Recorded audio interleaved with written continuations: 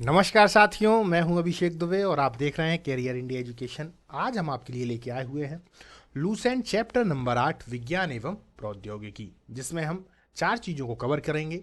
भारतीय अंतरिक्ष अनुसंधान, भारतीय परमाणु अनुसंधान, भारतीय रक्षा प्रौद्योगिकी और उससे ही जुड़ा हुआ कुछ विविध। सलाह आप लोगों के लिए ये होगी कि हेडफोन का यूज आप करें और किताब को अपने सामने रख लें। जिन लोगों ने किताब परचेज नहीं की है लूसेंट की हिंदी वर्जन, वो लोग किताब को परचेस कर लें और उसको अपने सामने रखकर ही इस ऑडियो को सुने। इससे आपको बहुत ही जल्दी याद हो जाएगा। जैसा कि हम लोग देखते हैं, जो आगामी परीक्षाएं हैं आने वाली हैं या फिर जो परीक्षाएं हो चुकी हैं, लूसेंट उसमें कितनी ज़्यादा फायदेमंद है। लूसेंट को यदि आप लोगों को अच्छे से याद हो जाती है, लूसेंट आपके लिए यदि अच्छे से याद हो जाती है, तो आप मान के चलिए कि किसी भी पेपर में जो सामान्य अध्ययन वाला चैप्टर है वो लगभग में कंप्लीट हो जाता है और आपका सामान्य अध्ययन उससे बाहर कहीं नहीं जाता। यहाँ तक भी देखा गया है कि जो पीसीएस या पीएससी की भी परीक्षाएं हैं उसमें भी लूसेंट का बहुत सारा चैप्टर आ जाता है। तो इस वाले टॉपिक को आप लोग बिल्कुल भी ना छोड़ें। खास तौर पर लूसेंट की ये जो सीरीज चल रही है, इस सीरीज पे आप लोग ध्यान दें। जैसे ही आप इसको 2 से 4 बार सुनेंगे, ये अपने आप आपको याद हो जाएगी। अगर मैं इस तकनीक की बात करूं दोस्तों, तो ये तकनीक पहले चला करती थी जब श्रवण शक्ति हम मनुष्यों की बहुत ही ज़्यादा आगे होती थी। याद करिए, जब अपन इतिहास में ऋग्वैदिक काल के बाद का पीरियड देखते हैं, तो हम देखते हैं कि वहाँ पर जो गुरु वगैरह होते थे वो अपना ज्ञान लिख कर नहीं सुना कर देते थे और उनकी श्रवण शक्ति बहुत ही ज़्यादा मजबूत हुआ करती थी। वो एक बार सुन लेते थे और वैसा का वैसा ही याद हो जाता था। तो इससे एक बात तो क्लियर होती है कि हमें कोई भी बात या कोई भी ज्ञान हो या कोई भी चीज़ हो, वो ज़्यादा हमें कैसे याद होती है? अधिकतम सुनने से याद होती है ना? उसी के आधार पर है। इसको आप लोग गाने की तरह भी यूज कर सकते हैं। जब भी आपका मन लगे, आप अपने कान में लीड लगा लें और उसको सुनते हुए चलें। हाँ, लेकिन शुरुआत में आप लोग इसको किताब से जरूर 1 2 बार देख लें ताकि आपको चीज़ें क्लियर हो जाए। इसके अलावा ये बात और मैं बताना चाहूँगा दोस्तों कि इसमें जैसा कि लूसेंट बुक है, बिल्कुल एस्टेज वैसा नहीं है। साथ में एक्सप्लेशन भी बीच बीच में दिया हुआ है कि ये चीज़ कहाँ से आ गई या ये वाला चैप्टर कहाँ से आ गया। चलिए दोस्तों, अपन इस इंटरेस्टिंग टॉपिक को चालू करते हैं। चलिए, विज्ञान एवं प्रौद्योगिकी, लूसेंट चैप्टर 8, अध्याय 8, भारतीय अंतरिक्ष अनुसंधान। भारतीय राष्ट्रीय अंतरिक्ष अनुसंधान समिति का गठन 1962 में प्रसिद्ध अंतरिक्ष वैज्ञानिक डॉक्टर विक्रम साराभाई की अध्यक्षता में किया गया, जिसने परमाणु ऊर्जा विभाग के अंतर्गत कार्य करना प्रारंभ कर दिया। भारतीय राष्ट्रीय अंतरिक्ष अनुसंधान समिति का पुनर्गठन करके, याद रखिए दोस्तों, पुनर्गठन करके 15 अगस्त 1969 को भारतीय अंतरिक्ष अनुसंधान संगठन इसरो की स्थापना की गई। इसरो से बहुत प्रश्न बनते हैं दोस्तों। भारतीय अंतरिक्ष कार्यक्रम को सुचारू रूप से संचालित करने के लिए अंतरिक्ष आयोग और अंतरिक्ष विभाग का 1972 में गठन कर दिया गया। इसरो को अंतरिक्ष विभाग के नियंत्रण में रखा गया। वस्तुतः भारतीय अंतरिक्ष कार्यक्रम की शुरुआत नवंबर 1963 में तिरुवनंतपुरम स्थित सेंट मैरी मैकडैनल चर्च के कमरे में हुई। 21 नवंबर 1963 को देश का पहला साउंडिंग रॉकेट नाइक एपास, जो कि अमेरिका के द्वारा निर्मित था, को थुम्बा भूमध्य राखीय या थुम्बा भूमध्य रेखीय रॉकेट प्रक्षेपण केंद्र से प्रक्षेपित कर दिया गया। अब देखते हैं अंतरिक्ष केंद्र और कुछ इकाइयां। विक्रम साराभाई अंतरिक्ष केंद्र तिरुवनंतपुरम, VSSC। यह केंद्र रॉकेट अनुसंधान तथा प्रक्षेपण यान विकास परियोजनाओं को बनाने और उन्हें क्रियान्वित करने में अग्रणी भूमिका निभाता है। अभी तक के सभी प्रक्षेपण यानों जैसे कि ESLV, SLV-3, ASLV, PSLV, GSLV को इसी केंद्र में विकसित किया गया है। इसरो उपग्रह केंद्र बंगलुरु। इस केंद्र में उपग्रह परियोजनाओं के डिजाइन, निर्माण, परीक्षण और प्रबंध कार्य संपन्न किए जाते हैं। अंतरिक्ष उपयोग केंद्र अहमदाबाद, SAC। इस केंद्र के प्रमुख कार्यों में दूर संचार व टेलीविजन में उपग्रह का प्रयोग, प्राकृतिक संसाधनों के सर्वेक्षण और प्रबंध के लिए दूर संवेदन, मौसम विज्ञान, भूमापन, पर्यावरण पर्यवेक्षण आदि शामिल हैं। सार केंद्र श्रीहरिकोटा। यह इसरो का प्रमुख प्रक्षेपण केंद्र है जो आंध्र प्रदेश के पूर्वी तट पर स्थित है। याद रखिए, आंध्र प्रदेश के पूर्वी तट पर। इस केंद्र में भारतीय प्रक्षेपण यान के ठोस ईंधन, क्या ठोस ईंधन, रॉकेट के विभिन्न चरणों का पृथ्वी पर परीक्षण तथा प्रणोदक का प्रसंस्करण भी किया जाता है। द्रव प्रणोदक प्रणाली केंद्र LPSC तिरुवनंतपुरम में है। बंगलुरु और महेंद्रगिरी में इस केंद्र की शाखाएं हैं। याद रखिए, है कहाँ ये, इसकी मुख्य शाखा कहाँ है? तिरुवनंतपुरम। बाकी 2 अन्य शाखाएं बेंगलुरु और महेंद्रगिरी तमिलनाडु में है। यह केंद्र इसरो के उपग्रह प्रक्षेपण यानों और उपग्रह के लिए द्रव ईंधन से चलने वाली चालक नियंत्रण प्रणालियों और इंजन के डिजाइन, विकास और आपूर्ति के लिए कार्यरत है। याद रखिए क्या लिखा है, द्रव ईंधन। महेंद्रगिरी में द्रव ईंधन से चलने वाले रॉकेट इंजन के परीक्षण की सुविधा उपलब्ध है। इसरो टेलीमेट्री निगरानी एवं नियंत्रण नेटवर्क ISTRAC, इस नेटवर्क का मुख्यालय तथा उपग्रह नियंत्रण केंद्र बेंगलुरु में स्थित है। श्रीहरिकोटा, तिरुवनंतपुरम, बेंगलुरु, लखनऊ, पोर्ट ब्लेयर और मॉरिशस में इसके भू केंद्र हैं। इसका प्रमुख कार्य इसरो के प्रक्षेपण यानों एवं उपग्रह मिशनों तथा अन्य अंतरिक्ष एजेंसियों को टेलीमेट्री, निगरानी और नियंत्रण सुविधा प्रदान करना है। मुख्य नियंत्रण सुविधा हासन MCF, इनसैट उपग्रह के प्रक्षेपण के बाद की सभी गतिविधियों यथा उपग्रह को कक्षा में स्थापित करना, केंद्र से उपग्रह का नियमित संपर्क स्थापित करना तथा कक्षा में उपग्रह की सभी क्रियाओं पर निगरानी एवं नियंत्रण का दायित्व कर्नाटक के हासन स्थित मुख्य नियंत्रण सुविधा के पास है। इसरो का दूसरा मुख्य नियंत्रण सुविधा केंद्र मध्य प्रदेश के भोपाल में, मध्य प्रदेश के विद्यार्थी याद रखें, मध्य प्रदेश के भोपाल में 11 अप्रैल 2005 को स्थापित किया गया है। MPPSC के लिए ये महत्वपूर्ण प्रश्न है। इसरो जड़त्व प्रणाली इकाई तिरुवनंतपुरम IISU, इसरो की इस इकाई का प्रमुख कार्य प्रक्षेपण यानों और उपग्रहों के लिए जड़त्व प्रणाली का विकास करना है। भौतिक अनुसंधान प्रयोगशाला अहमदाबाद PRL, अंतरिक्ष विभाग के अंतर्गत कार्यरत यह संस्थान अंतरिक्ष और संबंध विज्ञान में अनुसंधान एवं विकास करने वाला प्रमुख राष्ट्रीय केंद्र है। राष्ट्रीय दूर संवेदी एजेंसी हैदराबाद NRSA, अंतरिक्ष विभाग के अंतर्गत कार्यरत यह एजेंसी उपग्रह से प्राप्त आंकड़ों का उपयोग करके पृथ्वी के संसाधनों की पहचान, वर्गीकरण और निगरानी करने की जिम्मेदारी निभाता है। इसका प्रमुख केंद्र बालानगर में है। कहाँ पर है? बालानगर में। इसके अतिरिक्त देहरादून स्थित भारतीय दूर संवेदी संस्थान भी राष्ट्रीय दूर संवेदी एजेंसी का एक अंग ही है। चलिए दोस्तों, अब अंतरिक्ष विज्ञान के क्षेत्र में कुछ महत्वपूर्ण घटनाएं हुई हैं, उनको देख लेते हैं। दिनांक 4/10/1957, 4/10/1957 स्पुतनिक फर्स्ट, ये अंतरिक्षयान है, पूर्व सोवियत संघ के द्वारा अंतरिक्ष में प्रमोचित सबसे पहला उपग्रह, यानी कि अंतरिक्ष में जाने वाला सबसे पहला उपग्रह स्पुतनिक फर्स्ट है, जो कि 4/10/1957 को पहुंचा। 3/11/1957 स्पुतनिक द्वितीय या स्पुतनिक सेकेंड, अंतरिक्ष में जीवित कुत्ते लाइका को ले जाने वाला पहला उपग्रह। अंतरिक्ष में जीवित कुत्ते लाइका को ले जाने वाला पहला उपग्रह कौन सा है? Sputnik second. ठीक है। 18/12/1958 स्कोर, 18/12/1958 स्कोर, अंतरिक्ष में स्थापित पहला संचार उपग्रह। प्रश्न आएगा संचार उपग्रह पहला कौन सा है? स्कोर है। कब गया था? 18/12/1958। 4/10/1959, 4/10/1959 या 1959 लूना 3, पहला अंतरिक्षयान जिसने चंद्रमा के उस पृष्ठ के चित्र भेजे जो पृथ्वी से दिखाई नहीं पड़ते। ऐसा क्यों होता है दोस्तों? ऐसा इसलिए होता है क्योंकि पृथ्वी जिस गति से चल रही है या अपनी जो परिभ्रमण गति कर रही है, उसी परिभ्रमण गति से चंद्रमा भी कर रहा है। इसीलिए हम हमेशा चंद्रमा की एक ही साइड देख पाते हैं। पर लूना 3 ने क्या किया है? उसने उसकी उस क्षेत्र की भी या उस विपरीत क्षेत्र की फोटो ले ली है जो हमें यहाँ से दिखाई नहीं देती। क्लियर हो गया लूना 3? अब आप लोग नहीं भूलेंगे। वोस्टॉक प्रथम, मानव के द्वारा पहली अंतरिक्ष यात्रा पूर्व सोवियत संघ के यूरी गॉगरिन ने पृथ्वी का एक परिक्रमण 12 अप्रैल 1961 में किया। तारीख बहुत इंपॉर्टेंट है, बार बार पूछी जाती है।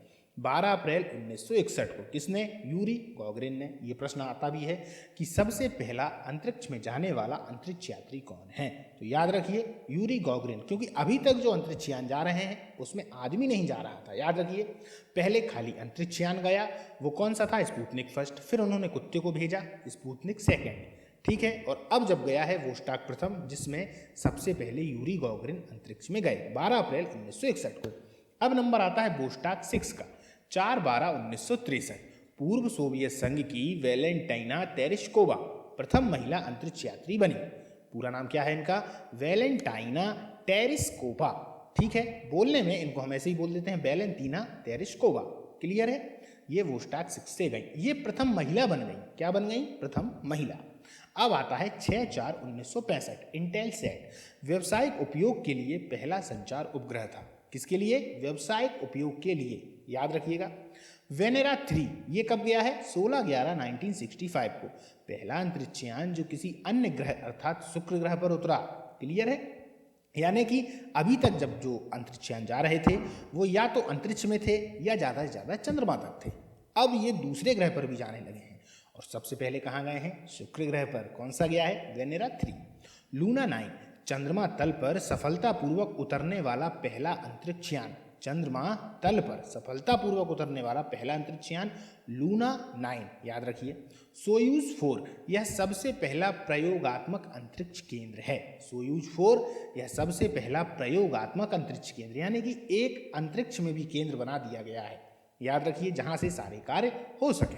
अपोलो 11 इंपॉर्टेंट है दोस्तों। अपोलो 11 16/7/1969 को, यानी 16/7/1969 को नील आर्मस्ट्रांग चंद्रमा पर कदम रखने वाले पहले मानव बने। इसके बाद एडविन एल्ड्रिन चंद्रमा की धरती पर उतरा। पहले कौन गया? Neil Armstrong. दूसरी बार में एडविन एल्ड्रिन। क्लियर है?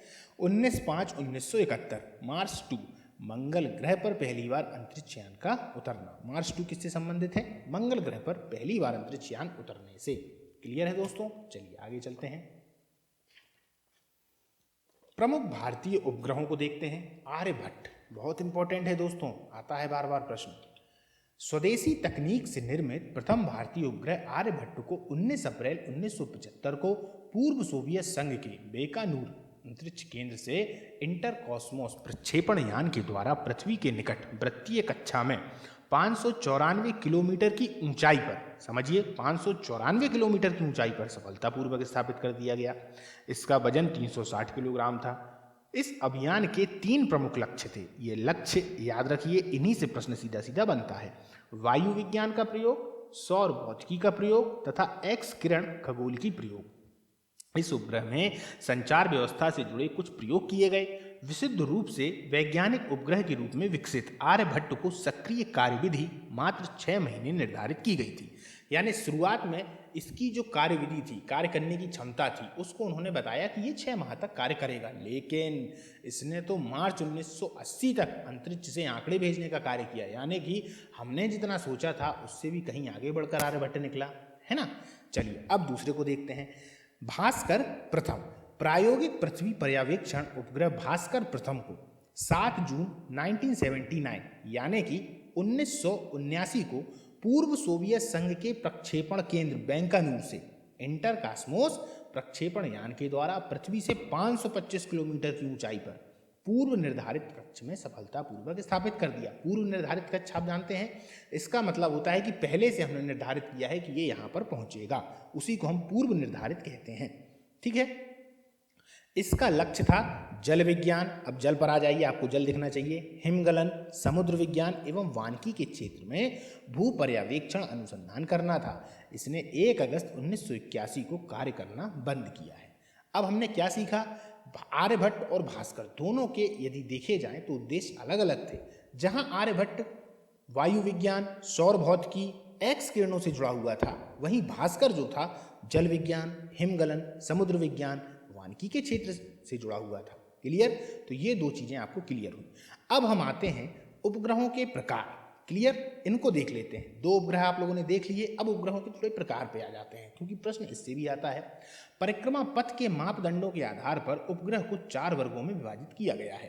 पहला है निम्न भूकक्षीय कक्षा, दूसरा है सौर तुल्यकालिक कक्षीय उपग्रह, तीसरा है भूतुल्यकालिक उपग्रह और चौथा है दीर्घ वृत्तीय मूलानीय कक्षा।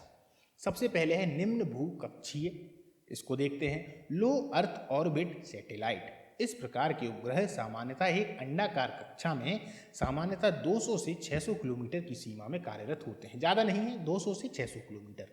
दूसरा है सौर तुल्यकालिक कक्षीय उपग्रह, इसको देखते हैं। इस प्रकार के उपग्रह निकट वृत्तीय ध्रुवीय कक्षा में उत्तर से दक्षिण की ओर चलते हुए एक निश्चित ऊंचाई 500 से 1000 किलोमीटर, यानी उससे ज़्यादा है पहले वाले से, पर अपना कार्य करते हैं।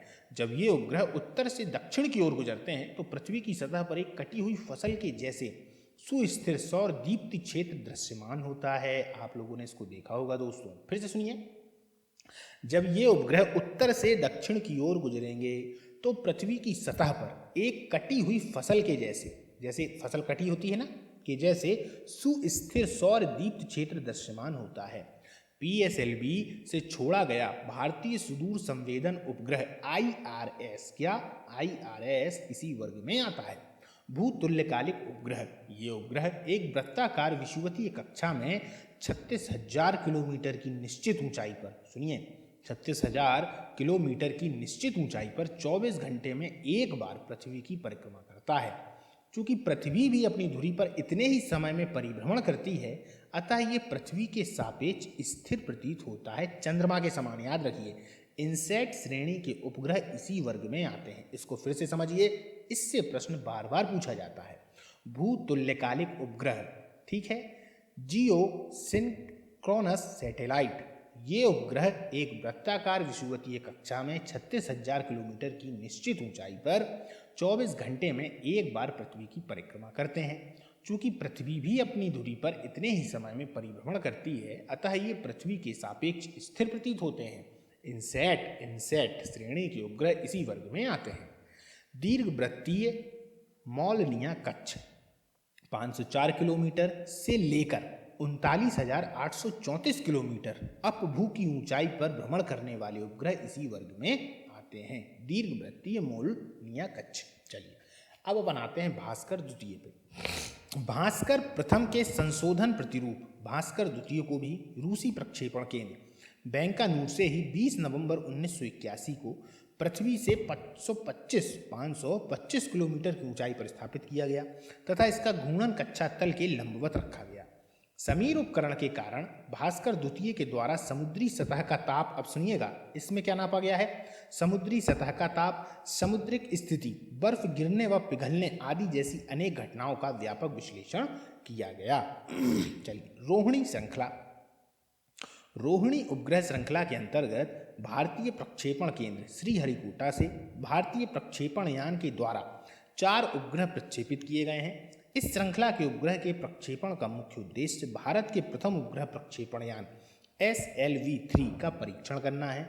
इस अभियान का प्रथम एवं तृतीय प्रायोगिक परीक्षण असफल रहा। इस अभियान के द्वितीय प्रायोगिक परीक्षण में रोहिणी RS फर्स्ट को 18 जुलाई 1980 को श्रीहरिकोटा से SLV-3 प्रक्षेपण यान से सफलतापूर्वक प्रक्षेपित किया गया। इस प्रकार रोहिणी RS फर्स्ट, सुनिए रोहिणी RS फर्स्ट भारतीय भूमि से भारतीय प्रक्षेपण यान के द्वारा प्रक्षेपित प्रथम भारतीय उपग्रह बना। चतुर्थ प्रायोगिक परीक्षण में रोहिणी RS-D2 को 17 अप्रैल 1983 को, कब 17 अप्रैल 1983 को श्रीहरिकोटा से SLV-3D2 के द्वारा सफलतापूर्वक प्रक्षेपित किया गया। इस सफलता ने SLV-3 को एक प्रमाणिक प्रक्षेपण यान सिद्ध कर दिया तथा भारत को छोटे प्रक्षेपण यानों को विकसित करने वाले देशों की श्रेणी में ला दिया। प्रायोगिक संचार उपग्रह एप्पल भारत का पहला संचार उपग्रह था जिसे भूस्थैतिक कक्षा में स्थापित किया गया। इंपॉर्टेंट लाइन दोस्तों, एप्पल भारत का पहला संचार उपग्रह है जिसे भूस्थैतिक कक्षा में स्थापित किया गया। भारत के प्रथम प्रायोगिक संचार उपग्रह एप्पल को 19 जून 1981 को फ्रेंच गुयाना के कोरू अंतरिक्ष प्रक्षेपण केंद्र से यूरोपीय अंतरिक्ष एजेंसी के एरियन 4 प्रक्षेपण यान के द्वारा भूस्थिर कक्षा में लगभग 36,000 किलोमीटर की ऊंचाई पर स्थापित किया गया। अभी अपन लोगों ने पढ़ा कि भूस्थैतिक कक्षा या भूतुल्यकालिक उपग्रह क्या होता है, उसी के अनुसार एप्पल पहला संचार उपग्रह है जो भूतुल्यकालिक या एक तरीके से स्थैतिक कक्षा में स्थापित किया गया। इस उपग्रह का उपयोग राष्ट्रीय संचार व्यवस्था को आधुनिक बनाने, घरेलू संचार व्यवस्था, रेडियो नेटवर्क, डाटा संप्रेषण, दूर दराज के क्षेत्रों में संचार व्यवस्था स्थापित करना, भूस्थैतिक कक्षा में उपग्रह के प्रक्षेपण की तकनीक का ज्ञान प्राप्त करना तथा संचार के लिए प्रयुक्त सी बैंड ट्रांसपोर्टर के प्रयोग आदि में किया गया।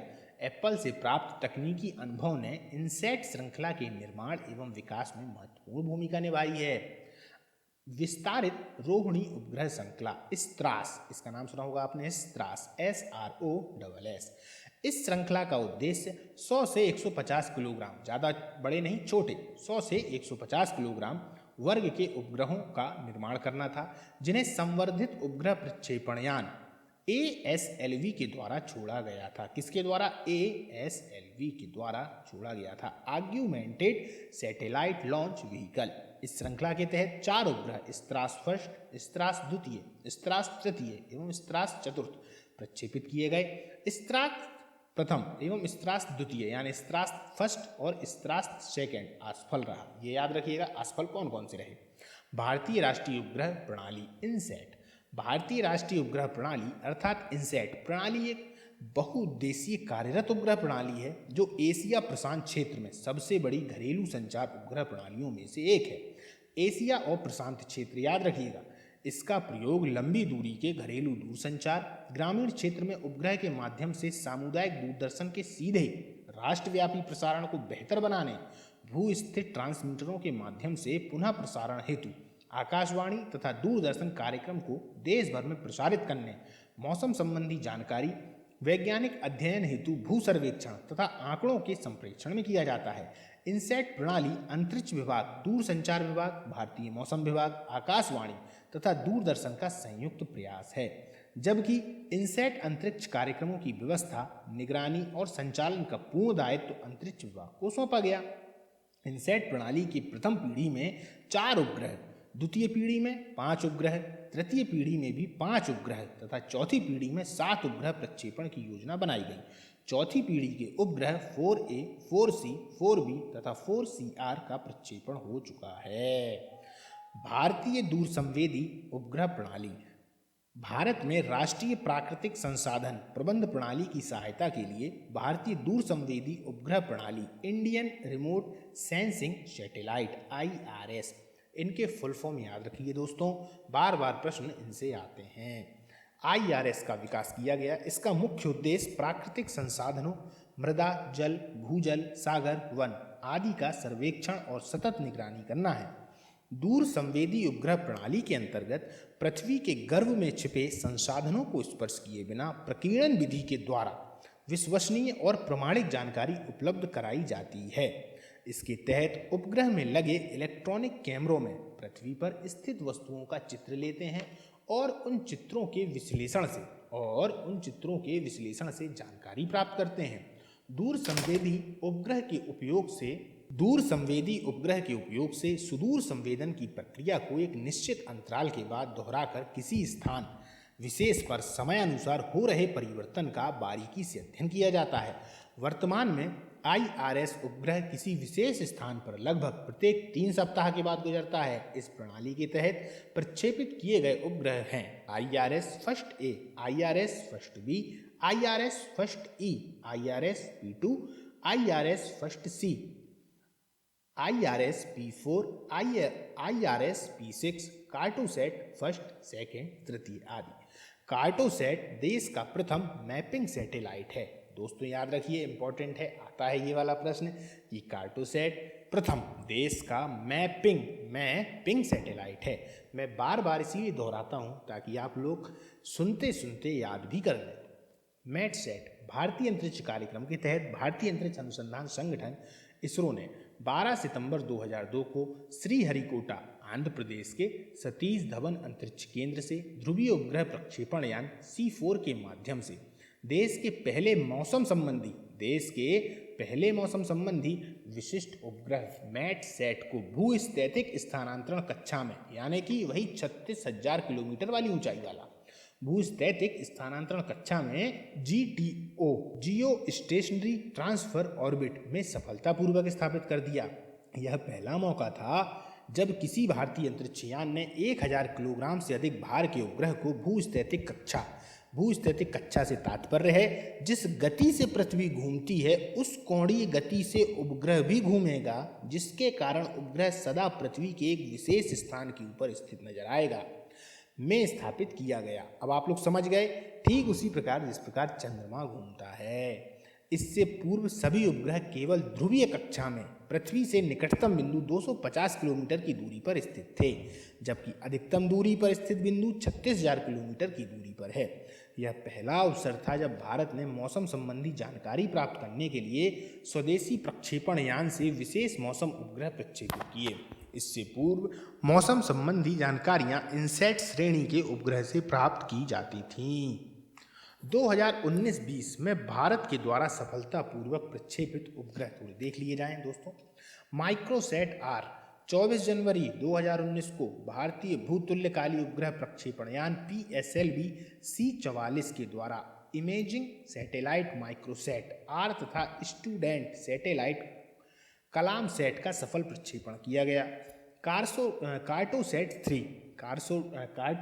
3 27 नवंबर 2019 को PSLV C47 के द्वारा कार्टोसैट तृतीय तथा 13 कॉमर्शियल नैनो सैटेलाइट का सफलतापूर्वक प्रक्षेपण किया गया। रीसेट 2 BR फर्स्ट 11 दिसंबर 2019 को PSLV C48 के द्वारा रीसेट 2B R फर्स्ट तथा 9 कॉमर्शियल उपग्रहों का प्रक्षेपण किया गया। यह आपदा प्रबंधन में मदद करेगा।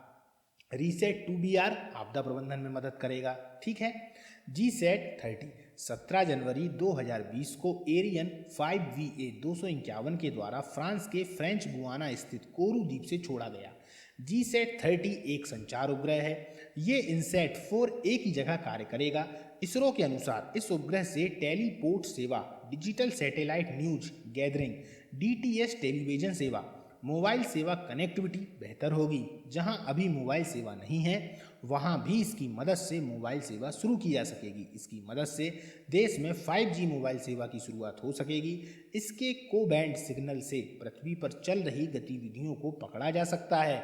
इस उपग्रह से मौसम संबंधी ज़्यादा सटीक जानकारी प्राप्त की जा सकती है।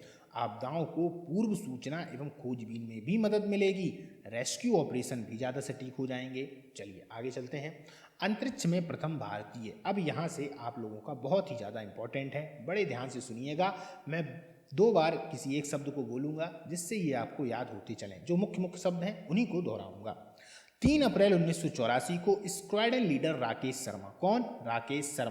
राकेश शर्मा अंतरिक्ष में जाने वाले प्रथम भारतीय बने। 3 अप्रैल 1984 याद रखिए। वे 2 अन्य सोवियत अंतरिक्ष यात्रियों के साथ सोयूज T2 अंतरिक्ष यान में कजाकिस्तान में बैंकाबूर कोस्मोड्रोम से अंतरिक्ष में गए। स्क्वाड्रन लीडर राकेश शर्मा 11 अप्रैल 1984 को सुरक्षित पृथ्वी पर वापस लौट आए। कब लौट आए? 11 अप्रैल 1984 को। यानी 3 अप्रैल को जाते हैं, 11 अप्रैल को वापस भी आ जाते हैं। तो 3 से 11 आप लोग लगा लीजिए कितने दिन हुए होंगे। तत्कालीन प्रधानमंत्री श्रीमती इंदिरा गांधी ने सोवियत अंतरिक्ष केंद्र पर स्क्वाड्रन लीडर राकेश शर्मा से बातचीत की और उनसे पूछा कि अंतरिक्ष से भारत कैसा दिखता है। शर्मा जी का उत्तर था, सारे जहां से अच्छा। दोस्तों ये लाइनें अगर देखी जाएं तो इकबाल की हैं, इकबाल के द्वारा लिखी गई ये लाइनें हैं, पर उन्होंने उस समय की जिस समय इनका सबसे ज़्यादा महत्व था, इसलिए इन लाइनों को बार बार पूछा जाता है। अंतरिक्ष में मानव भेजने वाला भारत 14वां राष्ट्र बना, यानी इससे पहले 13 लोग और अपने मानव भेज चुके थे। और स्क्वाड्रन लीडर राकेश शर्मा अंतरिक्ष में जाने वाले 139वें अंतरिक्ष यात्री बने, 139, ठीक है। अंतरिक्ष में जाने वाले भारतीय मूल की प्रथम महिला कल्पना चावला थी। इनकी मृत्यु 1 फरवरी 2003 को, कब? 1 फरवरी 2003 को अंतरिक्ष यान कोलंबिया के मिशन STS-107 के वातावरण में पुनः प्रवेश के कुछ देर पश्चात नष्ट हो जाने से हो गई। अब थोड़ा देखते हैं कि अंतरिक्ष यात्रियों के अलग अलग देशों में अलग अलग नाम। USA में इनको एस्ट्रोनॉट कहा जाता है, रूस में कॉस्मोनॉट कहा जाता है, चीन में टाइकोनॉट्स कहा जाता है। फिर से देख लीजिए, ये जो मैंने बोला ये भाषा के तौर पर जल्दी निकलने वाले नाम हैं और इनका जो एग्जैक्ट नाम है वो है USA में एस्ट्रोनॉट्स, रूस में कॉस्मोनाइट्स और चीन में टाइकोनाइट्स। लेकिन जल्दी जल्दी में अपन उसको ऐसे बोल देते हैं, एस्ट्रोनॉट्स, कॉस्मोनॉट्स, टाइकोनॉट्स, ठीक है। चंद्रमा प्रथम, चंद्रमा के लिए भारत का पहला मिशन चंद्रयान फर्स्ट है। बहुत इंपॉर्टेंट दोस्तों, यह विश्व का 68वां चंद्र अभियान है। प्रश्न आता है कि विश्व का 68वां चंद्र अभियान कौन सा है, तो चंद्रयान फर्स्ट। पहला प्रश्न क्लियर है आपका। भारत ने अपने पहले चंद्रयान का प्रक्षेपण श्रीहरिकोटा के सतीश धवन अंतरिक्ष केंद्र से 22 अक्टूबर 2008 को ध्रुवीय उपग्रह प्रक्षेपण वाहन PSLV C11 के जरिए किया। प्रथम चंद्रमा अभियान सोवियत संघ ने 2 जनवरी 1959 को भेजा था एवं द्वितीय चंद्रमा अभियान 3 मार्च 1959 को अमेरिका ने भेजा। अमेरिका, यूरोपीय संघ, रूस, जापान व चीन के बाद भारत छठा ऐसा देश है। कितना? छठवां, 6 नंबर का देश है। इसके पहले कौन कौन से हो गए? सबसे पहला अमेरिका, यूरोपीय संघ, रूस, जापान व चीन, जो चंद्रमा पर यान भेजने में सफल हुआ है। ये क्रम आ जाता है दोस्तों, इसीलिए मैंने इसको दोहरा दिया। 11 पैलेड युक्त चंद्रयान, 11 पेलोड युक्त चंद्रयान प्रथम से सिग्नल प्राप्त करने के लिए 32 मीटर व्यास के एक विशाल एंटीना की स्थापना, कितना विशाल है? 32 मीटर व्यास का है। याद रखिए, कर्नाटक में बंगलुरु में 40 किलोमीटर दूर व्यालालू में की गई। यह प्रथम अवसर था जब एक साथ 11 उपकरण विभिन्न अध्ययनों के लिए किसी यान के साथ भी। ये जो शब्द है 11 पैलेड, इसका मतलब है कि चंद्रमा में 11 उपकरण लगे हैं जो अलग अलग अध्ययन करेंगे। चंद्रयान फर्स्ट, भारत का पहला चंद्र अभियान चंद्रयान फर्स्ट अपने साथ राष्ट्रीय ध्वज तिरंगा भी लेकर गया। कितने अभिमान की बात है दोस्तों, कितने स्वाभिमान की बात है ना, कि अपने साथ में राष्ट्रीय ध्वज तिरंगा भी लेकर जा रहा है, जिसे मून इम्पैक्टर प्रोब चंद्रमा की सतह पर स्थापित करेगा। ये नॉर्मल देखा जाए दोस्तों तो किसी भी देश के लिए बहुत ही गर्व की बात होती है कि उनके जो व्यक्ति हैं वो अंतरिक्ष में जा रहे हैं, चाहे वो शुक्र में पहुंच रहे हों, चाहे मंगल में पहुंच रहे हों, चाहे अंतरिक्ष में पहुंच रहे हों। ये बहुत ही ज़्यादा गर्व की बात होती है, क्योंकि इससे हम टेक्नोलॉजी में बहुत आगे बढ़ते हैं, है ना। चलिए आगे चलते हैं। भारत का मंगल मिशन, भारतीय वैज्ञानिकों के द्वारा पूर्ण रूप से तैयार मंगल मिशन, जिसे मंगलयान नाम दिया गया, 24 सितंबर 2014 को सुबह 8 बजे मंगल की कक्षा में प्रवेश कर गया। इसके साथ ही अपने पहले प्रयास में ही मंगल पर पहुंचने वाला भारत विश्व का पहला देश बन गया। इंपॉर्टेंट लाइन दोस्तों, प्रश्न ऐसे आएगा कि अपने पहले ही प्रयास में मंगल ग्रह तक कौन सा देश पहुंचा है? तुरंत भारत लगा दीजिएगा। इसरो के द्वारा मंगलयान नामक अपनी अंतरिक्ष परियोजना के अंतर्गत 5 नवंबर 2013 को मंगल ग्रह की परिक्रमा करने हेतु एक उपग्रह आंध्र प्रदेश के श्रीहरिकोटा स्थित सतीश धवन अंतरिक्ष केंद्र से ध्रुवीय उपग्रह प्रक्षेपण यान PSLV C-25 के द्वारा सफलतापूर्वक छोड़ा गया। अमेरिका, रूस और यूरोपीय संघ के बाद भारत मंगल की कक्षा में प्रवेश करने वाला पहला देश बन गया। भारत एशिया का पहला देश है जो मंगल की कक्षा में दाखिल हुआ है। ये भी बहुत इंपॉर्टेंट है दोस्तों, भारत एशिया का पहला देश है, यानी चीन वीन सब पीछे हैं, जो मंगल की कक्षा में दाखिल हो गया है। नासा, ESA और रॉस कॉस्मोस के बाद इसरो मंगल ग्रह की कक्षा में प्रवेश करने वाली चौथी स्पेस एजेंसी है। अब याद रखें, नासा पहली है, दूसरी ESA है, तीसरी रॉस कॉस्मोस है और चौथी अपनी इसरो है। क्लियर? मंगल मिशन की कुल लागत 450 करोड़ रुपए है। मंगलयान मंगल ग्रह से निकटतम स्थिति में आने पर मात्र 365 किलोमीटर दूर रहेगा, जब सबसे दूर होगा तब 8000 किलोमीटर की दूरी पर होगा।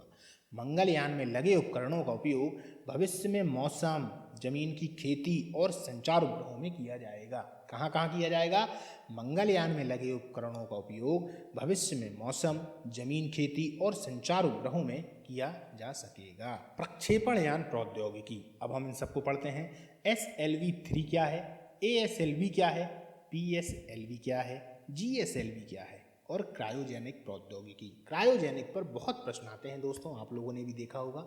जो तैयारी कर रहे हैं वो लोग इस बात को बहुत अच्छे से जानते हैं कि इस समय पर जो चल रहा है ये कितना इम्पोर्टेंट है। चलिए चालू कर देते हैं दोस्तों फिर। प्रक्षेपण यान प्रौद्योगिकी SLV-3, satellite launch vehicle SLV-3। साधारण क्षमता वाले SLV-3 के विकास से भारत ने प्रक्षेपण यान प्रौद्योगिकी के क्षेत्र में कदम रखा तथा 18 जुलाई 1980 को SLV-3 का सफल प्रायोगिक परीक्षण करके अपनी योग्यता को सिद्ध करते हुए स्वयं को अंतरिक्ष क्लब का छठा सदस्य बना लिया। इस क्लब के अन्य पूर्व 5 सदस्य हैं, इनको याद रखें। रूस, अमेरिका, फ्रांस, जापान, चीन। रूस, अमेरिका, फ्रांस, जापान, चीन। SLV-3 एक 4 चरणों वाला साधारण क्षमता का उपग्रह प्रक्षेपण यान है। कितने चरण हैं? 4, जो 40 किलोग्राम भार के उपग्रह को पृथ्वी की निचली कक्षा में स्थापित कर सकता है। इसका ईंधन प्रणोदक ठोस होता है। ये बहुत इंपॉर्टेंट लाइन है अब दोस्तों। इसका ईंधन ठोस होता है। SLV-3 का कुल 4 प्रायोगिक परीक्षण प्रक्षेपण किए गए हैं, जिनमें द्वितीय तथा चतुर्थ प्रक्षेपण पूर्णतः सफल हो गया, दूसरा और चौथा सफल हो गया। 17 अप्रैल 1983 को SLV-3 की चतुर्थ एवं अंतिम उड़ान के द्वारा रोहिणी RSD-2 को सफलतापूर्वक निर्धारित कक्षा में स्थापित करने के बाद इस उपग्रह प्रक्षेपण यान के कार्यक्रम को बंद कर दिया गया। अब आते हैं SLV augmented satellite launch vehicle ASLV संवर्धित उपग्रह प्रक्षेपण यान अर्थात ASLV वास्तव में ASLV-3 का ही संवर्धित रूप है। इसे 100 से 150 किलोग्राम भार वर्ग के उपग्रह को पृथ्वी की निचली कक्षा में स्थापित करने के उद्देश्य से विकसित किया गया था। यह एक 5 चरणों वाला संवर्धित उपग्रह प्रक्षेपण यान था। ठोस प्रणोदक से चलने वाले ASLV के स्ट्रैप ऑन प्रथम एवं द्वितीय चरण के लिए स्वदेशी तकनीक से विकसित हाइड्रोक्सिल टर्मिनेटेड पॉलीब्यूटाडाइन प्रणोदक तथा तृतीय एवं चतुर्थ चरण के लिए HEF-20 प्रणोदक का प्रयोग किया गया। ASLV के कुल 4 प्रक्षेपण कराए गए हैं, जिनमें से SLV-D फर्स्ट एवं SLV-D2 की प्रथम दोनों प्रक्षेपण असफल सिद्ध हुए। ये असफल हो गए थे दोस्तों, ठीक है। अब आते हैं PSLV polar satellite launch vehicle PSLV 1200 kilogram भार वर्ग तक के दूर संवेदी उपग्रह को 900 किलोमीटर ऊंचाई तक की ध्रुवीय सूर्य तुल्यकालिक समकालिक कक्षा में स्थापित करने के उद्देश्य से PSLV का देश में विकास किया गया। PSLV एक 4 चरणों वाला ध्रुवीय उपग्रह प्रक्षेपण यान है, जिसके प्रथम व तृतीय चरण में ठोस प्रणोदक एवं द्वितीय और चतुर्थ चरण में द्रव प्रणोदक का उपयोग किया जाता है। ठोस प्रणोदक के अंतर्गत हाइड्रोक्सिल टर्मिनेटेड पॉलीब्यूटाडाइन HTPB इसका फुल फॉर्म आता है, याद रखिए, हाइड्रोक्सिल टर्मिनेटेड पॉलीब्यूटाडाइन का ईंधन के रूप में तथा अमोनिया पर क्लोरेट का ऑक्सीकारक के रूप में प्रयोग किया जाता है, जबकि द्रव प्रणोदक के रूप में मुख्य रूप से ऑन सिमेट्रिकल डाईमिथाइल हाइड्राजाइन एवं N2O4 का प्रयोग किया जाता है, जो कमरे के ताप पर द्रवीभूत होता है। आता है कि कमरे के ताप पर द्रवीभूत कौन रहता है? N2O4। PSLV की कुल 3 उड़ान कराई गई, जिसमें प्रथम उड़ान असफल तथा द्वितीय एवं तृतीय उड़ान पूर्णतः सफल सिद्ध हुई। PSLV C3 के द्वारा प्रक्षेपित भारतीय दूरसंवेदी प्रौद्योगिकी परीक्षण उपग्रह TES भारत का पहला सैनिक उपग्रह है। याद रखिए, TES भारत का पहला सैनिक उपग्रह है, जो देश के समुद्री इलाकों और विशेषकर चीन एवं पाकिस्तान से लगी अंतर्राष्ट्रीय सीमा और नियंत्रण रेखा पर किसी घुसपैठ पर प्रभावी नजर रख सकेगा। GSLV जियो स्टेशनरी और जियोक्रोनोमस सैटेलाइट लॉन्च व्हीकल GSLV एक शक्तिशाली 3 चरणों वाला भूतुल्यकालिक या भूस्थिर उपग्रह प्रक्षेपण यान है। GSLV के प्रथम चरण में ठोस प्रणोदक, द्वितीय चरण में द्रव प्रणोदक और तृतीय चरण में क्रायोजेनिक इंजन का उपयोग किया गया है। देखिए, क्रायोजेनिक आ चुका है, अभी इसको पढ़ते हैं अपन। इसको पहले देख लेते हैं GSLV को।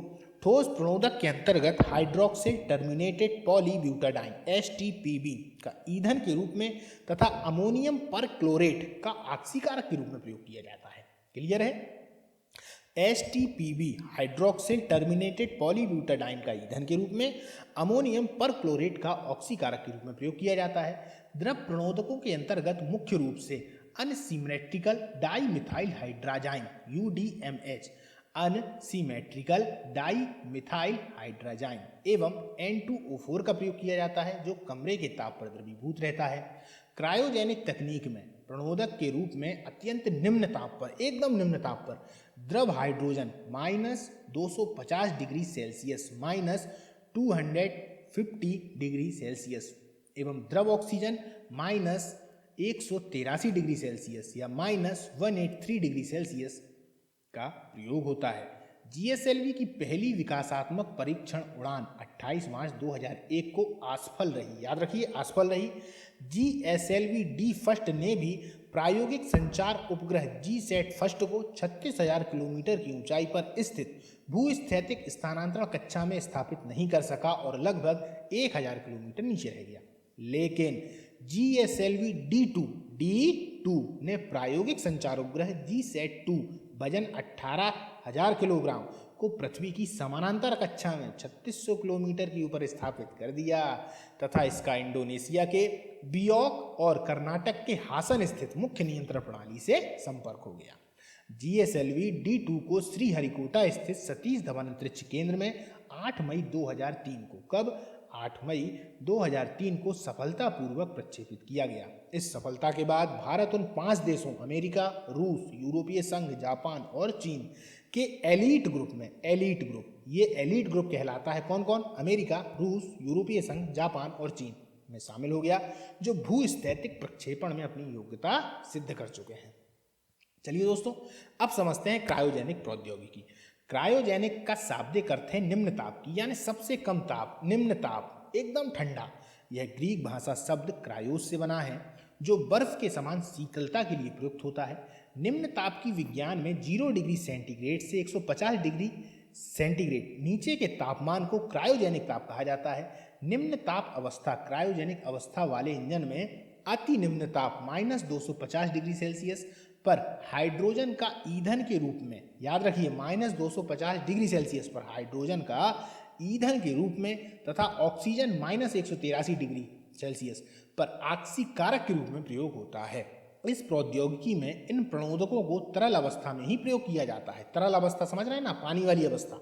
इसमें ईंधन को परम तापीय अवस्था में प्रयोग करने की विशेषता के कारण इसे क्रायोजेनिक इंजन कहते हैं।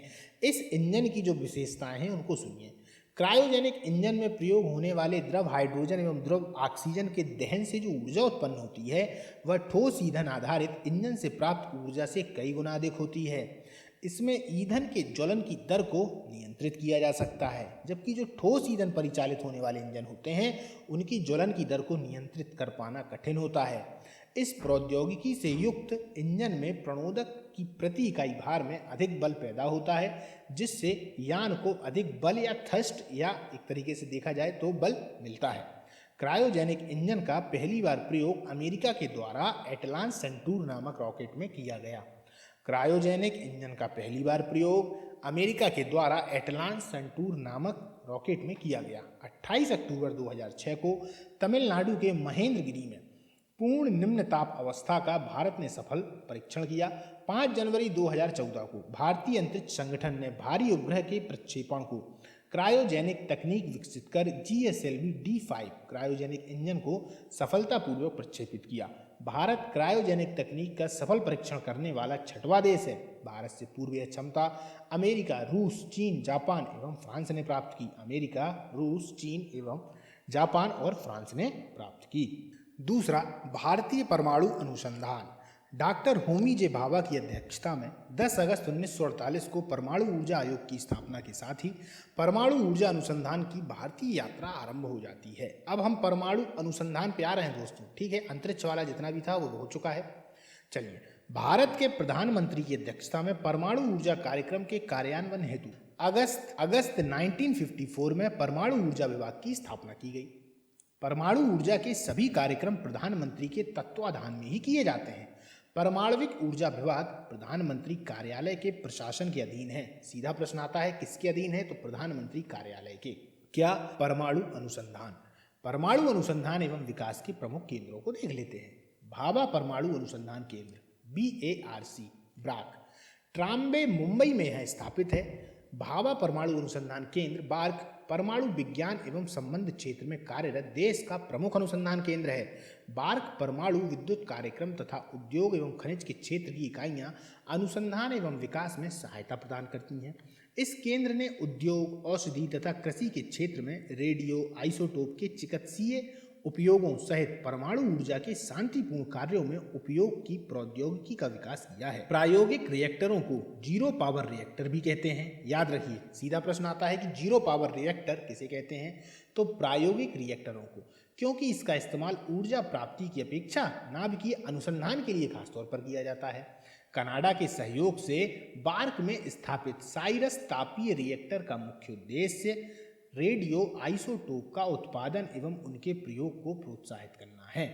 ध्रुव अनुसंधान रिएक्टर में रेडियो आइसोटोप तैयार करने के साथ साथ परमाणु प्रौद्योगिकी एवं पदार्थों में शोध पर कार्य भी किया जाता है।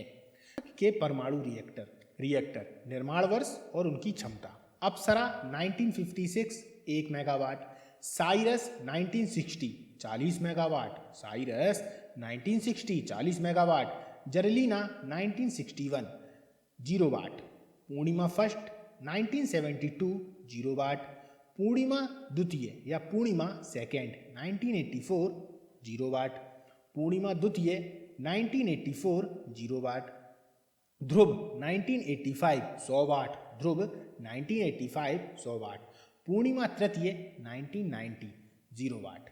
क्लियर, इनको आप लोग याद कर लीजिएगा। इंदिरा गांधी परमाणु अनुसंधान केंद्र वर्ष 1971 में कलपक्कम तमिलनाडु में इस केंद्र की स्थापना की गई। IGCAR इस केंद्र का प्रमुख कार्य फास्ट ब्रीडर रिएक्टर के संबंध में अनुसंधान एवं विकास करना है।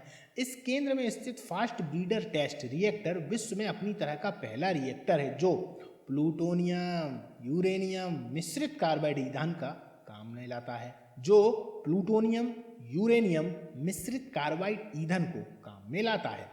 फास्ट ब्रीडर टेस्ट रिएक्टर की कुछ विशेषताएं इस प्रकार हैं। इसमें श्रृंखलागत अभिक्रिया को तीव्र न्यूट्रॉनों के माध्यम से निरंतर जारी रखा जाता है।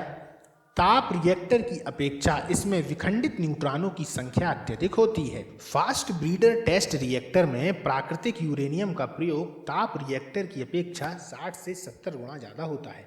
इसमें रेडियोधर्मिता का उत्सर्जन अल्प मात्रा में होता है। इसमें शीतलक के रूप में सोडियम का प्रयोग किया जाता है, जबकि ताप रिएक्टर में जल का। फास्ट ब्रीडर टेस्ट रिएक्टर की रूपरेखा फ्रांस की रैपसोडी रिएक्टर पर आधारित है। किस पर आधारित है? फ्रांस के रैपसोडी रिएक्टर पर। कामनी संक्षिप्त रूप से कलपक्कम मिनी रिएक्टर का कामनी ने 17 सितंबर 1997 से काम करना शुरू कर दिया।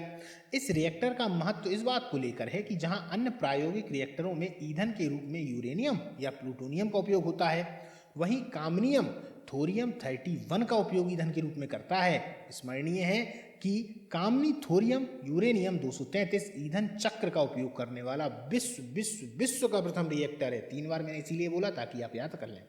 इस रिएक्टर का उपयोग अनुसंधान के अतिरिक्त अपराधियों को पकड़ने में भी किया जाता है। आता है दोस्तों बार बार प्रश्न, ठीक है, क्योंकि इसके द्वारा फिंगरप्रिंट का मिलान करना बड़ा सरल हो जाता है या हो जाता है।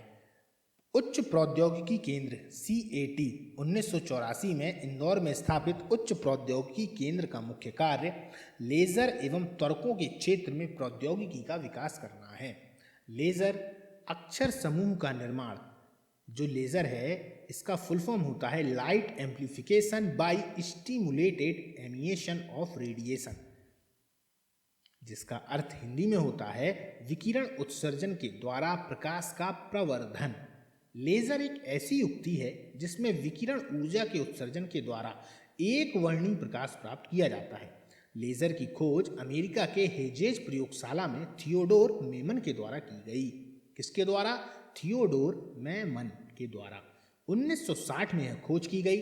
1964 में बार्क ने गैलियम आर्सेनिक अर्धचालक लेजर का निर्माण किया। बार्क ने गैलियम आर्सेनिक अर्धचालक लेजर का निर्माण किया। परिवर्तनीय ऊर्जा साइक्लोट्रॉन केंद्र VECC, यह केंद्र परमाणु भौतिकी, परमाणु रसायन शास्त्र, विभिन्न उद्योगों के लिए रेडियो समस्थानिकों के उत्पादन एवं रिएक्टरों को विभिन्न स्तर से होने वाली क्षति के उच्च अध्ययन का राष्ट्रीय केंद्र है। इसका मुख्यालय कोलकाता में है। परमाणु ऊर्जा विभाग की अन्य प्रमुख इकाइयां, संस्था के नाम और स्थिति: परमाणु पदार्थ निदेशालय हैदराबाद, गुरु जल बोर्ड मुंबई, नाभिकीय ईंधन परिषद Hyderabad, Bhartiya Nabhikiya Urja corporation limited Mumbai, Bharat uranium Nigam limited Jaduguda, Bhartiya rare अर्थ लिमिटेड मुंबई, विकिरण और आइसोटोप प्रौद्योगिकी बोर्ड मुंबई। अब देखिए दोस्तों, मुंबई में कितने हैं? 4 हैं। अब इनको अपन अच्छे से करते हैं। मुंबई में गुरु जल बोर्ड, भारतीय नाभिकीय ऊर्जा कॉरपोरेशन लिमिटेड, भारतीय रेयर अर्थ लिमिटेड, विकिरण और आइसोटोप प्रौद्योगिकी बोर्ड। हैदराबाद में 2 हैं। परमाणु हैदराबाद में 2 हैं। परमाणु पदार्थ निदेशालय, नाभिकीय ईंधन परिषद। ठीक है, जबकि भारत यूरेनियम निगम लिमिटेड जादूगोड़ा में है। ठीक। परमाणु परीक्षण 18 मई 1974 में पोखरण जैसलमेर राजस्थान में भारत ने स्वदेशी पहला परिरक्षणीय परमाणु विस्फोट किया। यह बम 12 किलोटन क्षमता का था। इसका कोड नाम स्माइलिंग बुद्धा था। क्या था? स्माइलिंग बुद्धा। पहले परीक्षण के 24 वर्षों के बाद पोखरण में दूसरी बार 11 मई व 13 मई 1998 को परमाणु परीक्षण किया गया, जिसे शक्ति 98 नाम दिया गया। सब किलोटन अर्थात 1 किलोटन से कम विस्फोटों का सबसे बड़ा लाभ यह है कि यदि भारत ने समग्र परमाणु परीक्षण निषेध संधि CTBT, याद रखिए दोस्तों, इससे प्रश्न आता है कि CTBT क्या है। यह परमाणु परीक्षण निषेध संधि है, पर हस्ताक्षर कर भी दिए तो इस विस्फोटक तकनीक के माध्यम के बाद प्रयोगशाला में भी परीक्षण को जारी रखा जा सकता है। ठीक है। यह क्यों बनाई गई है दोस्तों CTBT? क्योंकि देखा जा रहा है कि पूरे देश में एक शीत युद्ध जैसा माहौल है। सभी अपने पास में अच्छे अच्छे खतरनाक परमाणु बम विकसित कर रहे हैं, है ना। इनसे यदि युद्ध होता है, तृतीय विश्व युद्ध, सभी आपस में, तो पूरी पृथ्वी ही नष्ट हो जाएगी।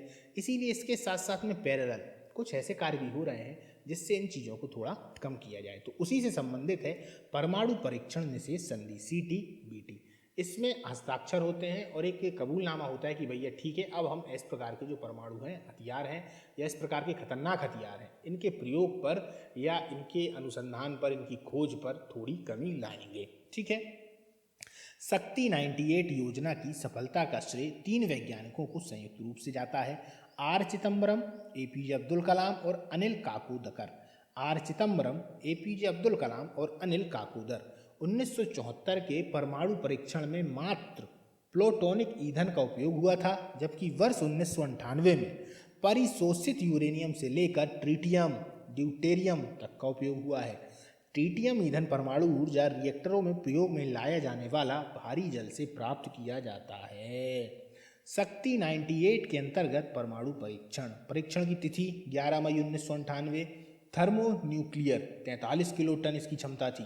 11 मई 1998 को जब विखंडन हुआ तो 15 किलोटन था। 11 मई 1998 को लो यील्ड जब प्रक्रिया होती है तब 2 किलोटन 0.2 किलोटन, और 13 मई 1998 को लो यील्ड प्रक्रिया में 0.3 किलोटन, 13 मई 1998 को लो यील्ड प्रक्रिया में 0.5 किलोटन। संयुक्त राज्य अमेरिका ने जुलाई 1945 में पहला नाभिकीय विस्फोट व्हाइट सैंडस में किया था। ये याद रखिएगा, पहला नाभिकीय विस्फोट आ जाए तो संयुक्त राज्य अमेरिका ने जुलाई 1945 में, कब? जुलाई 1945 में व्हाइट सैंडस में किया था। ठीक है।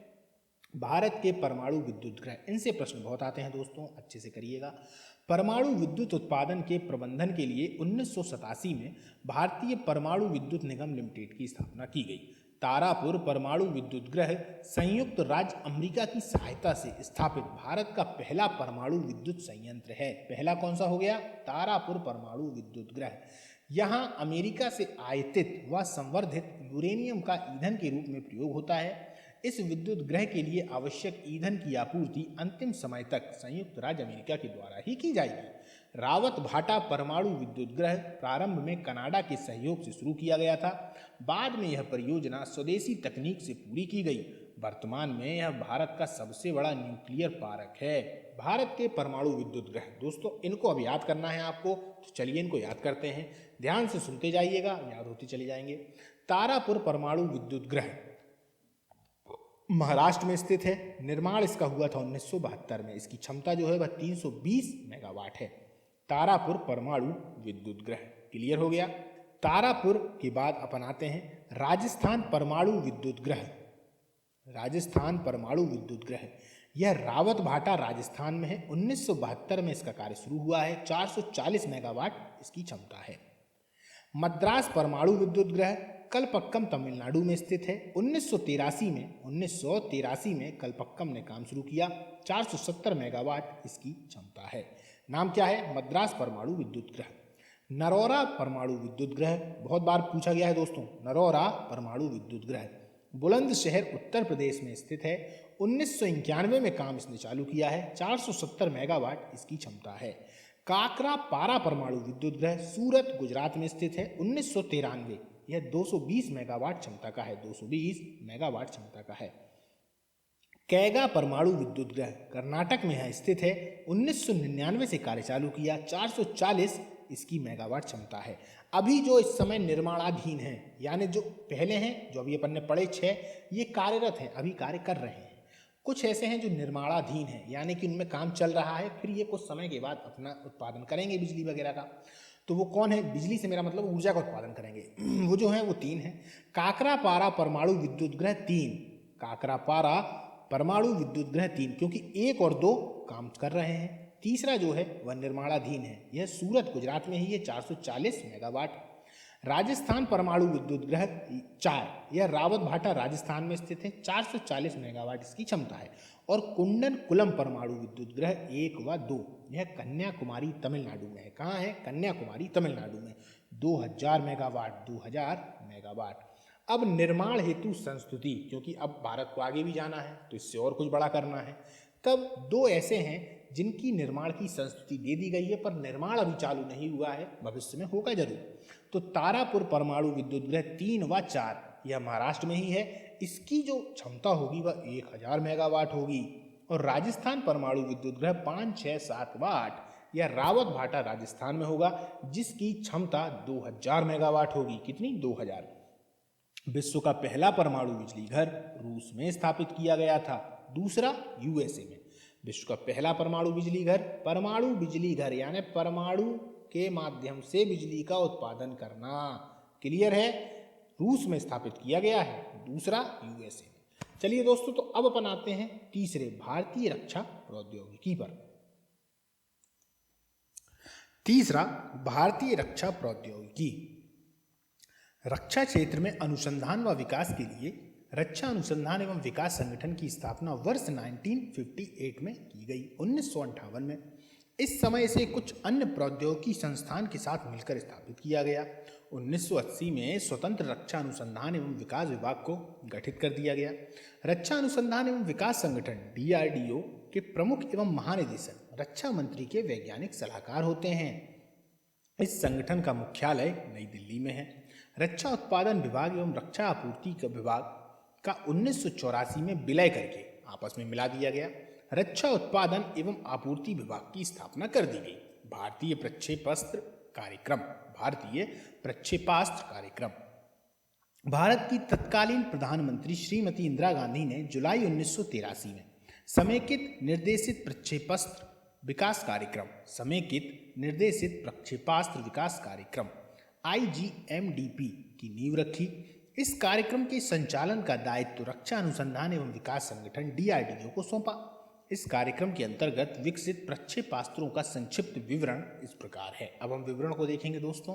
क्रमशः पृथ्वी, त्रिशूल, आकाश, अग्नि और इसके अलावा धनुष, सागरिका, अस्त्र, ब्रह्मोस, प्रद्युमन, युद्धक tank Arjun, T-90S Bhishma tank, हल्के लड़ाकू विमान तेजस, पायलट रहित प्रशिक्षण विमान निशांत, पायलट रहित विमान लक्ष्य, एडवांस लाइट हेलीकॉप्टर ध्रुव, IL-78, काली 5000 पिनाका। ठीक है, चलिए सबसे पहले ये अपनाते हैं पृथ्वी पर। यह जमीन से जमीन पर मार करने वाला कम दूरी का बैलिस्टिक प्रक्षेपास्त्र है। पृथ्वी प्रक्षेपास्त्र का प्रथम परीक्षण फरवरी 1988 में चांदीपुर अंतरिम परीक्षण केंद्र से किया गया।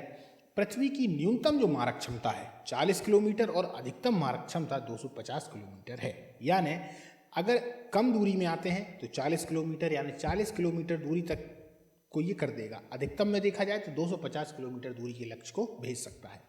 त्रिशूल, यह कम दूरी का जमीन से हवा में मार करने वाला प्रक्षेपास्त्र है। इसकी मारक क्षमता 500 मीटर से 9 किलोमीटर तक है। यह मैक 2 की गति से निशाने को भेज सकता है। आकाश, यह जमीन से हवा में मार करने वाला मध्यम दूरी का बहुलक्षीय प्रक्षेपास्त्र है। इसकी मारक क्षमता लगभग 25 किलोमीटर है। आकाश पहली ऐसी भारतीय प्रक्षेपास्त्र है जिसके प्रणोदक में रामजेट सिद्धांतों का प्रयोग किया गया है। इसकी तकनीक को दृष्टिगत करते हुए इसकी तुलना अमेरिकी पैट्रियट मिसाइल से की जा सकती है। यह परंपरागत एवं परमाणु आयुध को ढोने की क्षमता रखता है तथा इसे मोबाइल लॉन्चर से भी छोड़ा जा सकता है। अग्नि श्रेणी में 5 प्रक्षेपास्त्र हैं। अग्नि फर्स्ट, अग्नि द्वितीय, अग्नि तृतीय, अग्नि 4, अग्नि 5। अग्नि जमीन से जमीन पर मार करने वाली मध्यम दूरी की बैलिस्टिक मिसाइल है। अग्नि तृतीय की मारक क्षमता 3000 किलोमीटर से अधिक है एवं इसे 5000 किलोमीटर तक बढ़ाया भी जा सकता है। याद रखिए कितना, 5000 किलोमीटर। पनडुब्बी से छोड़े जाने वाले अग्नि 3 का विकास भी किया जा रहा है। अग्नि 3 को पाकिस्तान की हत्व 3 तथा इजराइल की जेरिको 2, कौन कौन, पाकिस्तान की हत्व 3, इजराइल की जेरिको 2 की श्रेणी में रखा जा सकता है। अग्नि तृतीय परंपरागत तथा परमाणु दोनों प्रकार के विस्फोटकों को ले जाने की क्षमता रखती है। भारत ने 15 नवंबर 2011 को इंटरमीडिएट बैलिस्टिक मिसाइल अग्नि 4 का ओडिशा के व्हीलर द्वीप से सफलतापूर्वक परीक्षण किया।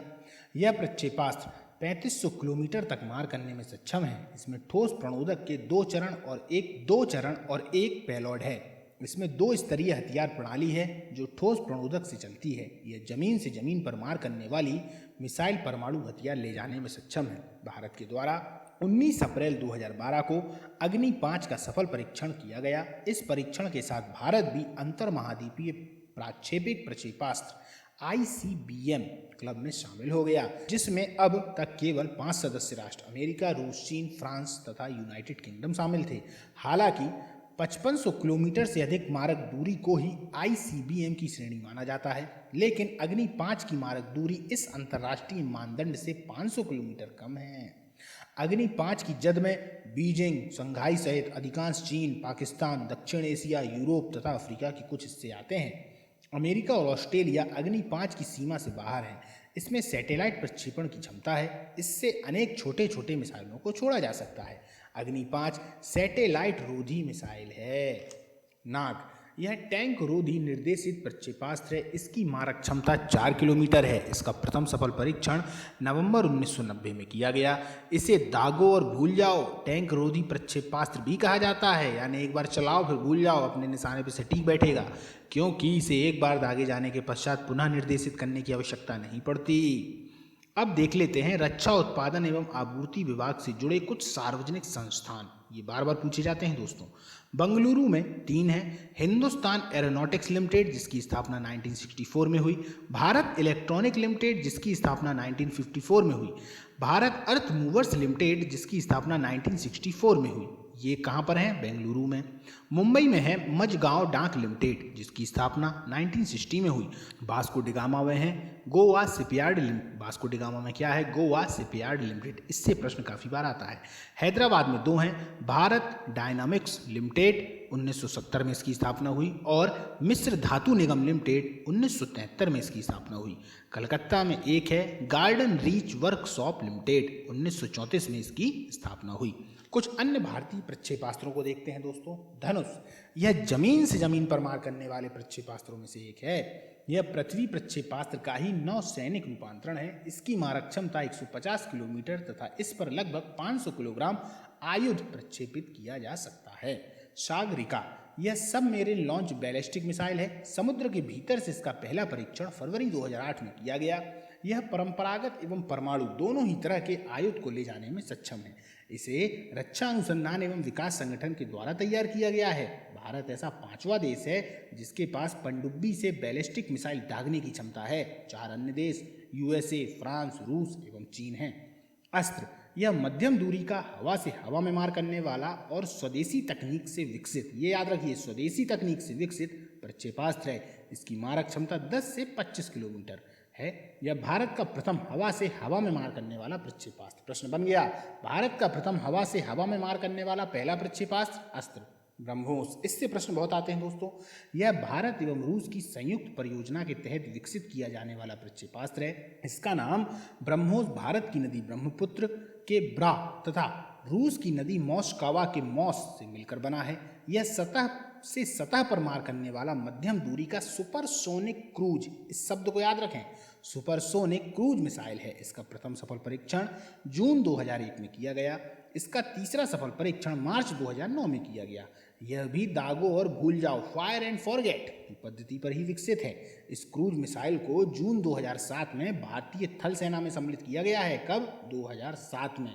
इंपॉर्टेंट लाइन, लगभग 290 किलोमीटर तक 200 किलोग्राम वजनी 290 लगभग 290 किलोमीटर तक 200 किलोग्राम वजनी परमाणु बम ले जाने में सक्षम ब्रह्मोस ध्वनि की लगभग 3 गुना तेज गति से चलती है, यानी ध्वनि से भी ज्यादा 3 गुना। ठीक है।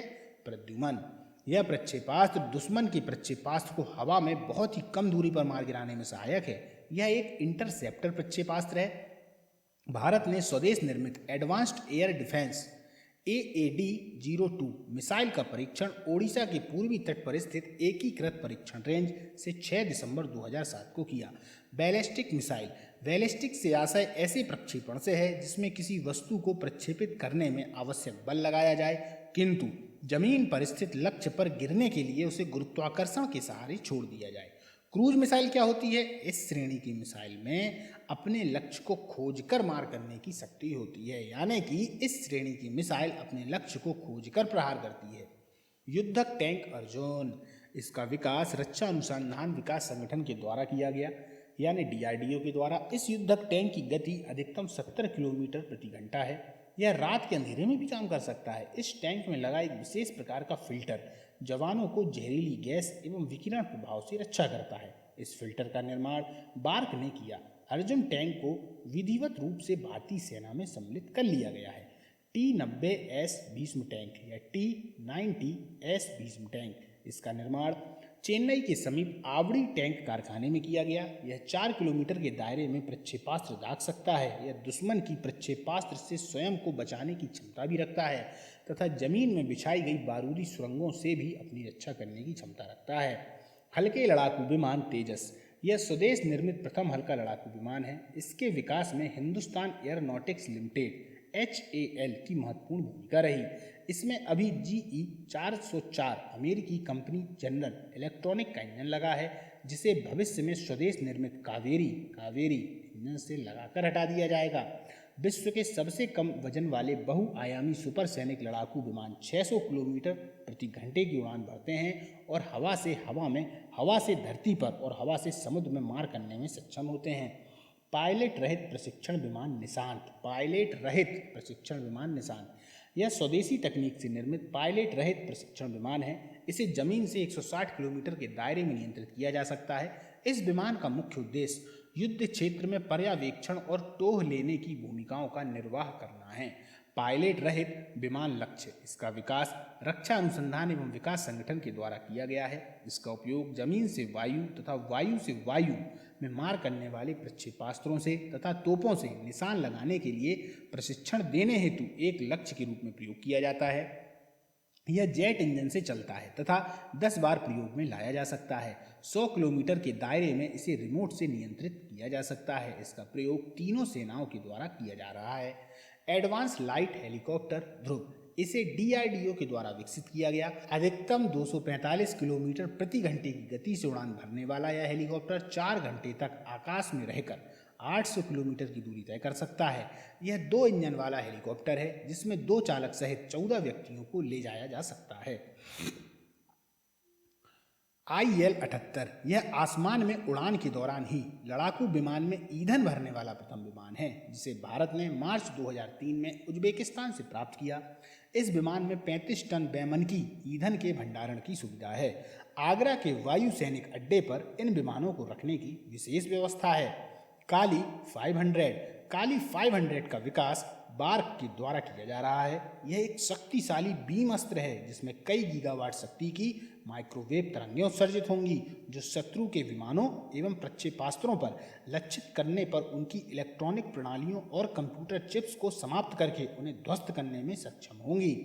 पिनाका, यह मल्टी बैरल रॉकेट लॉन्चर है। स्वदेशी तकनीक से DRDO के द्वारा विकसित इस रॉकेट प्रक्षेपक को ARDE पुणे में निर्मित किया गया है तथा इसका नाम भगवान शंकर के धनुष पिनाक के नाम पर रखा गया है। इसके द्वारा मात्र 40 सेकंड में ही 100 किलोग्राम वजन के एक के बाद एक 12 रॉकेट प्रक्षेपित किए जा सकते हैं, जो कम से कम 7 और अधिक से अधिक 39 किलोमीटर की दूरी तक दुश्मन के खेमे में तबाही मचा सकते हैं।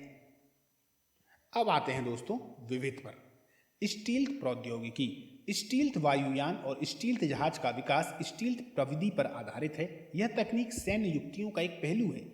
इस तकनीक के द्वारा वायुयान, जहाज, पनडुब्बियों, मिसाइल और उपग्रह को रडार, इंफ्रारेड, सोनार एवं अन्य खोजी पद्धतियों की पहुंच से अदृश्य बनाया जाता है। इस तकनीक का विकास द्वितीय विश्व युद्ध के दौरान जर्मनी ने किया। होर्टन हो 229 को प्रथम स्टील्थ एयरक्राफ्ट कहा जाता है। किसको? होर्टन हो 229 संयुक्त राज्य अमेरिका के सुप्रसिद्ध आधुनिक स्टील्थ वायुयान में F-117 नाइट वॉक, इनको अच्छे से याद करें दोस्तों, F-117 night walk, the B-2 spirit, the F-20, the F-22, the F-22 Raptor और F-35 लाइटनिंग द्वितीय शामिल है। रडार का एंटीना प्रतिबिंब के आने का समय मापता है और उस सूचना के आधार पर बताता है कि वस्तु कितनी दूरी पर है। मानव रहित वायुयान, ड्रोन्स, ये ऐसे वायुयान होते हैं जिन्हें जमीन से नियंत्रित किया जा सकता है या जो पूर्व नियोजित मिशन का अनुसरण करते हुए मानव रहित वायुयान, ड्रोन्स, ये ऐसे वायुयान होते हैं जिन्हें जमीन से नियंत्रित किया जाता है और जो पूर्व नियोजित मिशन का अनुसरण करते हुए स्वायत्त रूप से चालित होते हैं। ड्रोन्स मुख्य रूप से दो वर्ग में होते हैं। एक वो जिन्हें निगरानी के उद्देश्य से बनाया जाता है, दूसरे वे जो मिसाइल एवं बम में सुसज्जित होते हैं। ये सैन्य वायुयान से काफ़ी सस्ते होते हैं और रिमोट कंट्रोल के द्वारा उड़ाए जाते हैं तथा फ्लाइट कर्मी को कोई खतरा नहीं होता। ड्रोन के संचालन में एक व्यक्ति ड्रोन को उड़ाता है, दूसरा कैमरों एवं संवेदकों का संचालन एवं निगरानी करता है और तीसरा व्यक्ति युद्ध क्षेत्र में सैनिकों कार्मिकों के साथ संपर्क बनाए रखता है। शस्त्रों से सुसज्जित ड्रोन का इस्तेमाल पहली बार बाल्कन युद्ध में किया गया, लेकिन इनके इस्तेमाल में आशातीत वृद्धि अफगानिस्तान, इराक और पाकिस्तान में हुई। ब्रिटेन के पास कई प्रकार के निगरानी ड्रोन हैं, विशेष रूप से वॉच कीपर, जिसे इजरायली कंपनी एविट और ब्रिटेन की थेल्स के द्वारा संयुक्त रूप से बनाया गया है। वैज्ञानिक तथा औद्योगिक अनुसंधान परिषद CSIR के अध्यक्ष भारत के प्रधानमंत्री होते हैं। CSIR का फुल फॉर्म है council of scientific and industrial research. इसकी स्थापना 1942 में हुई, जिसका मुख्यालय नई दिल्ली में है। विक्रम साराभाई अंतरिक्ष केंद्र की स्थापना तिरुवनंतपुरम थुम्बा गांव में 1963 में की गई। इस स्थान का चुनाव करने का प्रमुख कारण यह था कि यह केंद्र भूचुंबकीय विषुवत रेखा पर ही स्थित है। पृथ्वी पश्चिम से पूर्व की ओर घूर्णन करती है। इसी का लाभ उठाने के लिए कृत्रिम उपग्रह को पश्चिम दिशा से पूर्व दिशा में प्रक्षेपित किया जाता है। इंपॉर्टेंट लाइन है दोस्तों, बार बार इस पर प्रश्न आता है। परख नली शिशु के मामले में निषेचन परख नली के अंदर होता है। इसके बाद भ्रूण को माता के गर्भ में रख दिया जाता है। 25 जुलाई 1978 को ग्रेट ब्रिटेन में श्रीमती लेस्ली ब्राउन ने विश्व के प्रथम परख नली शिशु लुईस ब्राउन को जन्म दिया। भारत में जन्म लेने वाले प्रथम परख नली शिशु विवादित है। डॉक्टर सुभाष मुखोपाध्याय की देखरेख में कानू प्रिया ने प्रथम परख नली बेबी दुर्गा का जन्म 3 अक्टूबर 1978 ईस्वी को दिया, जिसे उसी समय स्वीकृति नहीं मिली। 16 अगस्त 1986 को मुंबई के KEM अस्पताल में इंदिरा हिंदुजा के देखरेख में भारत के दूसरे परख नली शिशु हर्षा का जन्म हुआ। मुखोपाध्याय के साथ हुए विवाद के कारण कुछ रिकॉर्ड हर्षा को भारत का प्रथम परख नली शिशु मानते हैं। ठीक है दोस्तों, तो याद रखिएगा इनके जो आंसर हैं वो दो होते हैं, हालांकि परीक्षाओं में एक ही आता है इसका ऑप्शन। इयान बिलमुट जो रोजलिंग इंस्टीट्यूट के वैज्ञानिक थे, 5 जुलाई 1996 को सर्वप्रथम एक वयस्क भेड़ से कोशिका लेकर डॉली नामक क्लोन का निर्माण किया गया। रोजलिंग इंस्टीट्यूट कहाँ है? स्कॉटलैंड में। 1953 ईस्वी में सर्वप्रथम बाईपास सर्जरी का प्रयोग USA में हुआ। 3 दिसंबर 1967 को हृदय का प्रथम प्रत्यारोपण दक्षिण अफ्रीका के डॉक्टर क्रिश्चियन बर्नार्ड ने किया। केप टाउन के हॉस्पिटल में ग्रेट सुर में यह ऑपरेशन हुआ, जिसमें डेनिस डॉरवेल नामक 25 वर्षीय महिला का हृदय 53 वर्षीय लेविस वॉन्स्की को प्रत्यारोपित किया गया, यानी बदला गया। अपरूपांतरण एक प्रक्रिया है मेटासाइसिस, जिसके द्वारा कैंसर कोशिकाओं में और अधिक विभाजन का सफलतापूर्वक संदामन किया जाता है। अपरूपांतरण मेटासाइटिसिस एक प्रक्रिया है जिसके द्वारा कैंसर कोशिकाओं में और अधिक विभाजन का सफलतापूर्वक संदामन किया जाता है। मौसम संबंधी परिवर्तन के बारे में जानकारी प्राप्त करने के लिए हीलियम गैस से भरे गुब्बारे प्रयोग में लाए जाते हैं। किसी वस्तु के त्रिविमीय प्रतिरूप को अंकित तथा पुनरावृत्ति करने की तकनीक का नाम होलोग्राफी है। यह लेजर किरणों के द्वारा की गई फोटोग्राफी है जिसमें वस्तु का चित्र त्रिआयामी हो जाता है। विज्ञान का क्षेत्र जो मानव एवं यंत्र के मध्य स्वचालन एवं संचार का अध्ययन करता है साइबरनेटिक्स कहलाता है। यह विज्ञान की आधुनिकतम शाखा है। इसकी परिकल्पना 1949 ईस्वी में सर्वप्रथम नॉर्बर्ट वीनर ने की। इसे नियंत्रण का विज्ञान भी कहते हैं। 19 दिसंबर 1945 में मुंबई से Tata institute of fundamental research की स्थापना की गई थी। National school of design Pune में स्थित है। इंपॉर्टेंट प्रश्न आता है दोस्तों कि नेशनल स्कूल ऑफ डिजाइन कहाँ है, तो पुणे में। न्यूट्रॉन बम, इस बम की विस्फोटक क्षमता तुलनात्मक रूप से कम होती है लेकिन विकिरण क्षमता अधिक होती है। यह पृथ्वी एवं जल में रेडियोधर्मिता फैला सकता है। टैंकों एवं बुलेट प्रूफ वाहनों को तहस नहस कर सकता है। सॉल्टेड बम, नाभिकीय हथियारों के अनुकूल पदार्थ को बॉल्ट एवं सोने के द्वारा सॉल्टेड बम तैयार किया जाता है। इसकी विशेषता है कि इसके द्वारा अधिक मात्रा में रेडियोधर्मी विकिरण फैलाए जा सकते हैं। माइक्रोवेव बम, माइक्रोवेव बम का आविष्कार अमेरिका के द्वारा किया गया। इसके द्वारा इतनी तीव्र शक्ति की ऊर्जा का उत्सर्जन होता है कि शत्रु के इलेक्ट्रॉनिक उपकरण व संचार प्रणाली ध्वस्त हो जाती है। यहाँ तक कि वाहनों को इग्निशन प्रणाली भी इसके द्वारा नष्ट हो सकती है। उल्लेखनीय है कि शत्रु की संचार प्रणाली को ध्वस्त करने वाले इन बमों से कोई जनहानि नहीं होगी। वैक्यूम बम, अमेरिका के रक्षा अनुसंधान वैज्ञानिकों ने ऐसी थर्मोबेरिक प्रणाली का सफल परीक्षण किया जिसके द्वारा रासायनिक एवं जैविकीय शस्त्रों के भंडारों पर अति उच्च तापमान सृजित करके उन्हें बेकार किया जा सकेगा। इस प्रकार की शस्त्र प्रणाली को पहले वैक्यूम बम के नाम से जाना जाता था। एडमिरल गोरोशोकोव एक विमान वाहक पोत है जिसे भारत ने रूस से खरीदा है। यह विमान वाहक पोत विराट का स्थान ग्रहण करेगा। यह हिंद महासागर में भारत की उपस्थिति को मजबूती प्रदान करेगा। आईसी चिप सिलिकॉन की बनी होती है जिसका निर्माण 1958 में JS किल्बी ने किया। के कंप्यूटर जापान के द्वारा विकसित सर्वाधिक तीव्रता के साथ चलने वाला कंप्यूटर है जिसकी गति 8.3 पेंटाफ्लॉप सेकेंड होती है। सागा T20 इसरो के द्वारा विकसित भारत का सर्वाधिक तेज गति से चलने वाला सुपर कंप्यूटर जिसे 2 मई 2011 को विक्रम साराभाई अंतरिक्ष केंद्र स्थित सतीश धवन सुपर कंप्यूटिंग प्रयोगशाला में स्थापित किया गया। कोरोनोग्राफ, अंतरिक्ष में उठने वाले तूफानों की पूर्व जानकारी उपलब्ध कराने वाला उपकरण कोरोनोग्राफ कहलाता है। इस उपकरण की सहायता से सूर्य में 9 बड़े तूफानों का पता लगाया गया है जिन्हें कोरोनल मॉस इंजेक्शन कहा जाता है। पॉलीग्राफ, झूठ पकड़ने वाली मशीन को पॉलीग्राफ कहते हैं। यह मशीन शरीर में होने वाली 4 भौतिक गतिविधियों का एक साथ ग्राफिक्स तैयार करती है। यह मशीन इस सिद्धांत पर आधारित है कि मनुष्य के दिमाग में जो कुछ होता है उसका प्रभाव भौतिक गतिविधियों पर अवश्य पड़ता है। फैक्स, इसका पूरा नाम फॉर अवे जेरोक्स है। इससे एक स्थान से दूसरे स्थान पर जेरोक्स कॉपी भेजी जा सकती हैं। रेवा भारत की प्रथम बैटरी से चलने वाली कार है। रीएजेंट, यह एक प्रकार का रसायन है जिसका उपयोग दूध में मिलावट का पता लगाने हेतु किया जाता है। इस रसायन की एक बूंद प्रयोग करके मात्र कुछ सेकंड में यह पता चल जाता है कि दूध प्राकृतिक है अथवा सिंथेटिक।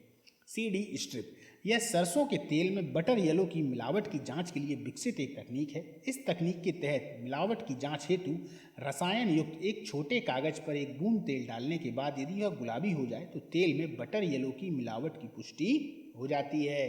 सार्स, रहस्यमय निमोनिया के रूप में चर्चित घातक बीमारी सार्स यानी सीवियर एक्यूट रिस्पिरेटरी सिंड्रोम के विषाणु को पैरामिक्सो वायरस के रूप में चिन्हित किया गया है जो कोरोना वायरस परिवार से ही संबंधित है। इसके रोगी में निमोनिया जैसे लक्षण दिखाई देते हैं। लगातार खांसी आने और सांस में तकलीफ बने रहने के कारण रोगी की मृत्यु तक हो जाती है। नेविरेपिन, वैज्ञानिकों ने एड्स ग्रस्त महिलाओं के गर्भस्थ शिशु को इस जानलेवा बीमारी से सुरक्षित रखने के लिए एक सस्ती दवा नेविरेपिन का विकास किया। इस दवा की मात्र 2 खुराकों से ही प्रतिवर्ष लाखों शिशुओं को एड्स की बीमारी से बचाया जा सकता है। शिशु को यह दवा 18 माह की आयु तक दी जाती है। अमेरिकी बहुराष्ट्रीय कंपनी मोनोसांटो ने कृषि जगत में विकास के लिए कीट प्रतिरोधी क्षमता वाले कपास के बीज तैयार किए हैं। उसने वेसिलस थ्रूजिएनेसिस बीटी जीवाणुओं को इसके लिए कपास में अंतरित किया। इस बायोटेक्नोलॉजिकल रिसर्च की मदद से आलू, टमाटर, सरसों के कीट प्रतिरोधी बीज तैयार कर लिए गए हैं। हाइब्रिडोमा तकनीक का विकास 1975 ईस्वी में डॉक्टर मिलस्टोन, कोसलर एवं जर्मे के द्वारा किया गया। इस तकनीक के द्वारा एक क्लोनी प्रतिरक्षियों का वाणिज्यिक उत्पादन किया जाता है। टर्मिनेटर बीज जेनेटिक इंजीनियर के द्वारा तैयार किया गया ऐसा बीज है जिनके अंकुरण से पौधे तो तैयार होते हैं किंतु उनसे अकुलक्षण बीज का उत्पादन नहीं होता, यानी बीज नहीं बनते दोस्तों। इको मार्क उन भारतीय उत्पादों को दिया जाता है जो पर्यावरण के लिए अनुकूल होते हैं। यह भारत सरकार के पर्यावरण एवं वन मंत्रालय के द्वारा दिया जाता है। टेस्ट ट्यूब बेबी तकनीक के जनक प्रोफेसर सर रॉबर्ट एडवर्ड्स थे, जिन्होंने कैम्ब्रिज विश्वविद्यालय के एक प्रयोगशाला में 1968 ईस्वी में इस तकनीक का आविष्कार किया।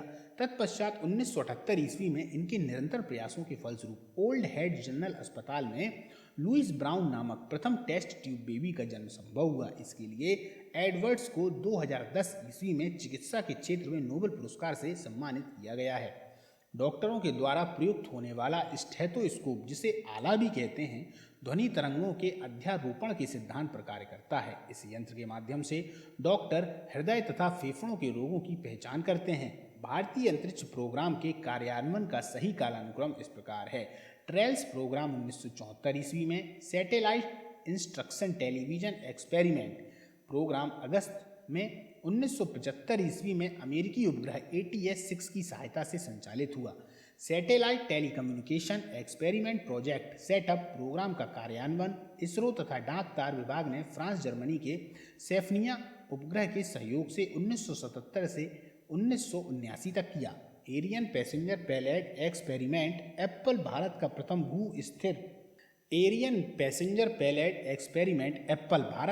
भू स्थिर प्रायोगिक संचार उपग्रह था, जिसे 19 जून 1981 ईस्वी को प्रक्षेपित किया गया। ये अपन पूर्व में पढ़ चुके हैं दोस्तों, ठीक है। स्टेम सेलों का अनुसंधान बहुत महत्वपूर्ण है, क्योंकि स्टेम सेल में एक संपूर्ण भ्रूण के निर्माण की बृहद क्षमता निहित है। इससे विभिन्न रोगों के निजात में सहायता मिलती है। स्टेम कोशिका संबंधी अनुसंधान में मधुमेह, अल्जाइमर रोग, पार्किंसन रोग, ल्यूकेमिया, हेपेटाइटिस, पक्षाघात और हृदय रोग आदि से पीड़ित लोगों के लिए आशा की नई किरण दिखाई देने लगी है। ऑप्टिकल फाइबर प्रकाशीय तंतु पूर्ण आंतरिक परावर्तन के सिद्धांत पर आधारित एक ऐसी युक्ति है जिसके द्वारा प्रकाश के सिग्नल को इसकी तीव्रता में बिना क्षय हुए एक स्थान से दूसरे स्थान तक स्थानांतरित किया जा सकता है। ऑप्टिकल फाइबर क्वार्टज कांच के बहुत लंबे तथा पतले हजारों रेशे से मिलकर बना होता है। प्रत्येक रेशे की मोटाई लगभग 10⁻⁴ सेंटीमीटर होती है। रेफ्रिजरेटर में खाद्य पदार्थ ताज़ा रखने हेतु सुरक्षित तापमान 4 डिग्री सेल्सियस है। अमेरिका के एफ लेबी को रेडियो कार्बन प्रणाली के आविष्कार का श्रेय है, जिसने सर्वप्रथम 1949 ईस्वी में कार्बन पर आधारित तिथियों के निर्धारण की विधि की घोषणा की थी। रेडियो कार्बन का अर्थ कार्बन 14 की विघटन प्रक्रिया से संबंध रखता है। व्यक्तियों की जेनेटिक स्तर पर पहचान में इस्तेमाल तकनीक को ही NN फिंगरप्रिंट अथवा DNN प्रोफाइलिंग कहते हैं। DNA प्रोफाइलिंग टेक्नोलॉजी से जले हुए अथवा पहचान में न आने वाले मृत शरीर को भी पहचान की जा सकती है। DNA प्रोफाइलिंग के लिए मुख्य रूप से जैविकीय नमूने की जरूरत पड़ती है। जैविकीय नमूने में खून के धब्बे, जड़ सहित बाल का टुकड़ा, वीर्य, त्वचा कोशिकाएं, मुंह पर रखा कपड़ा, लार, अस्थि मज्जा अथवा किसी ऊतक की कोशिकाएं शामिल की जा सकती हैं। ज्ञातव्य है कि DNA फिंगरप्रिंट का विकास सबसे पहले 1984 में ब्रिटिश वैज्ञानिक यालेक जेफरी ने किया। रडार का प्रयोग रेडियो तरंगों के द्वारा वस्तु की उपस्थिति और स्थिति ज्ञात करने के लिए किया जाता है। इसके द्वारा यह भी पता लगाया जा सकता है कि वायुयान की गति तथा दिशा की क्या स्थिति है। विश्व का प्रथम ताप ऊष्मीय विलवणीकरण संयंत्र भारत के लक्षद्वीप की राजधानी कवारत्ती में स्थापित किया गया है। यह प्रतिदिन 1 लाख लीटर अलवण जल का उत्पादन करेगा। कैसीनी नासा के द्वारा शनि एवं उसके उपग्रह के अध्ययन हेतु प्रक्षेपित रोबोटिक अंतरिक्ष यान है। अंतर्राष्ट्रीय ताप नाभिकीय प्रायोगिक रिएक्टर संलयन ऊर्जा की संभावनाओं को प्रदर्शित करने हेतु संयुक्त अंतर्राष्ट्रीय अनुसंधान एवं विकास परियोजना है। इस परियोजना में यूरोपीय संघ, जापान, चीन, भारत, दक्षिण कोरिया, रूसी संघ एवं संयुक्त राज्य अमेरिका की सहभागिता है। यह परियोजना दक्षिण फ्रांस के कद्रास नगर में है। राष्ट्रीय अंटार्कटिका एवं महासागर अनुसंधान संस्थान गोवा ने हिमालय में काफ़ी ऊंचाई पर एक अनुसंधान केंद्र एवं क्रियोस्फीयर रिसर्च स्थापित किया है, जिसे हिमांश कहा गया है।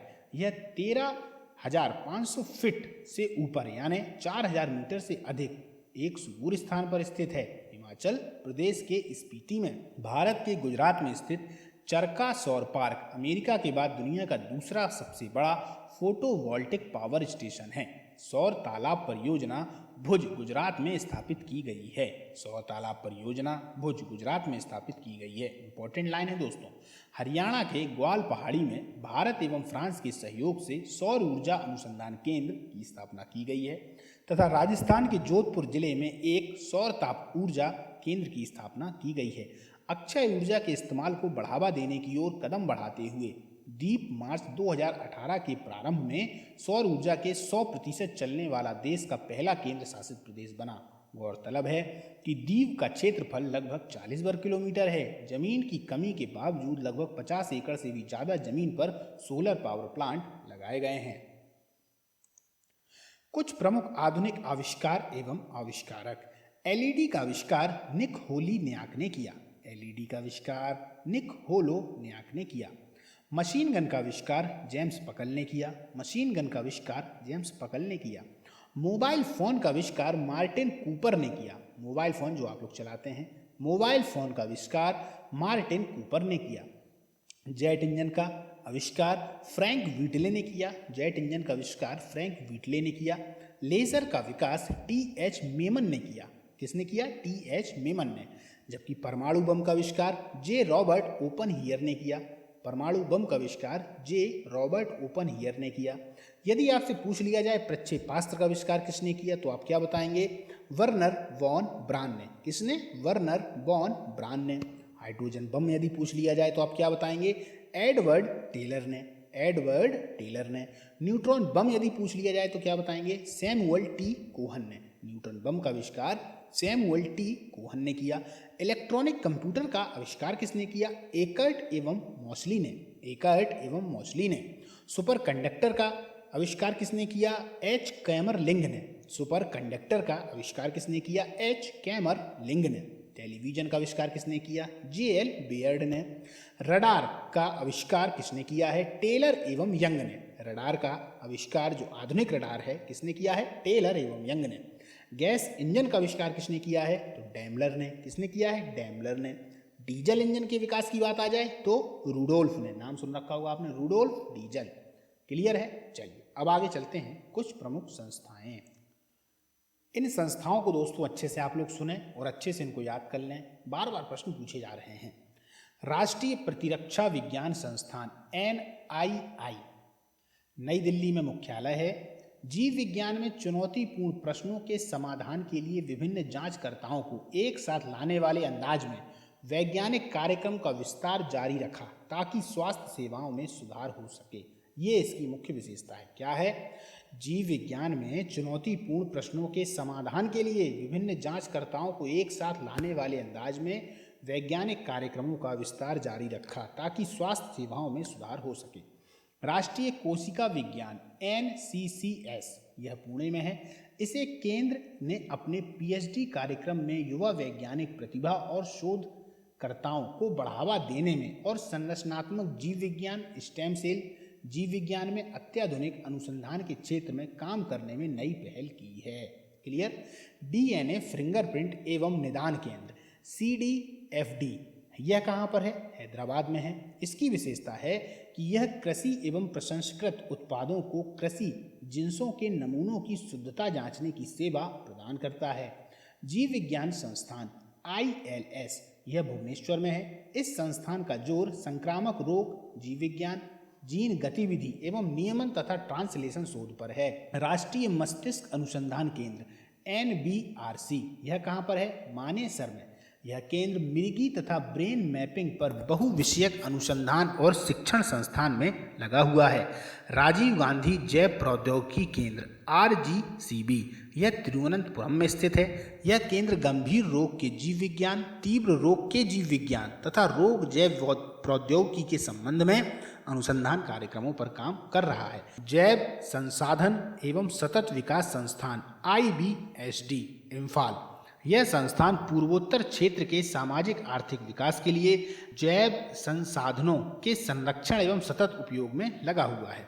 राष्ट्रीय जैव चिकित्सा जीनोमिक्स संस्थान NIBMG कल्याणी, यह संस्थान स्वास्थ्य एवं रोगों के लिए जीनोमिकी में तीव्रता लाने तथा रोगों एवं स्वास्थ्य संबंधी लक्षणों की जानकारी देने वाले जीनोमिक प्रमाण तलाशने में जुटा है। क्षेत्रीय जैव प्रौद्योगिकी केंद्र RCB, यह फरीदाबाद में है। यह केंद्र विविध विषयों में विश्व स्तरीय शिक्षा प्रशिक्षण मुहैया करा रहा है।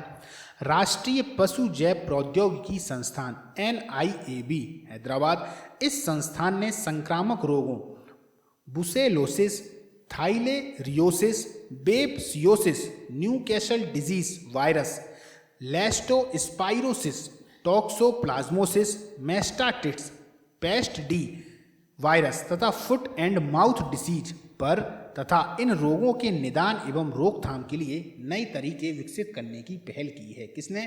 राष्ट्रीय पशु जैव प्रौद्योगिकी संस्थान NIAB हैदराबाद। राष्ट्रीय कृषि खाद्य जैव प्रौद्योगिकी संस्थान मोहाली, यह केंद्र उसी स्थान पर बायोटेक क्लस्टर बनाने के लिए अनुसंधान कार्यक्रम एवं प्रौद्योगिकी में जुटा है। चलिए दोस्तों, तो विज्ञान और प्रौद्योगिकी जो लूसेंट का 8वां चैप्टर है वो यहाँ से समाप्त होता है। अब अपन अगले बार में किसी नेक्स्ट चैप्टर पर आएंगे। जय हिंद।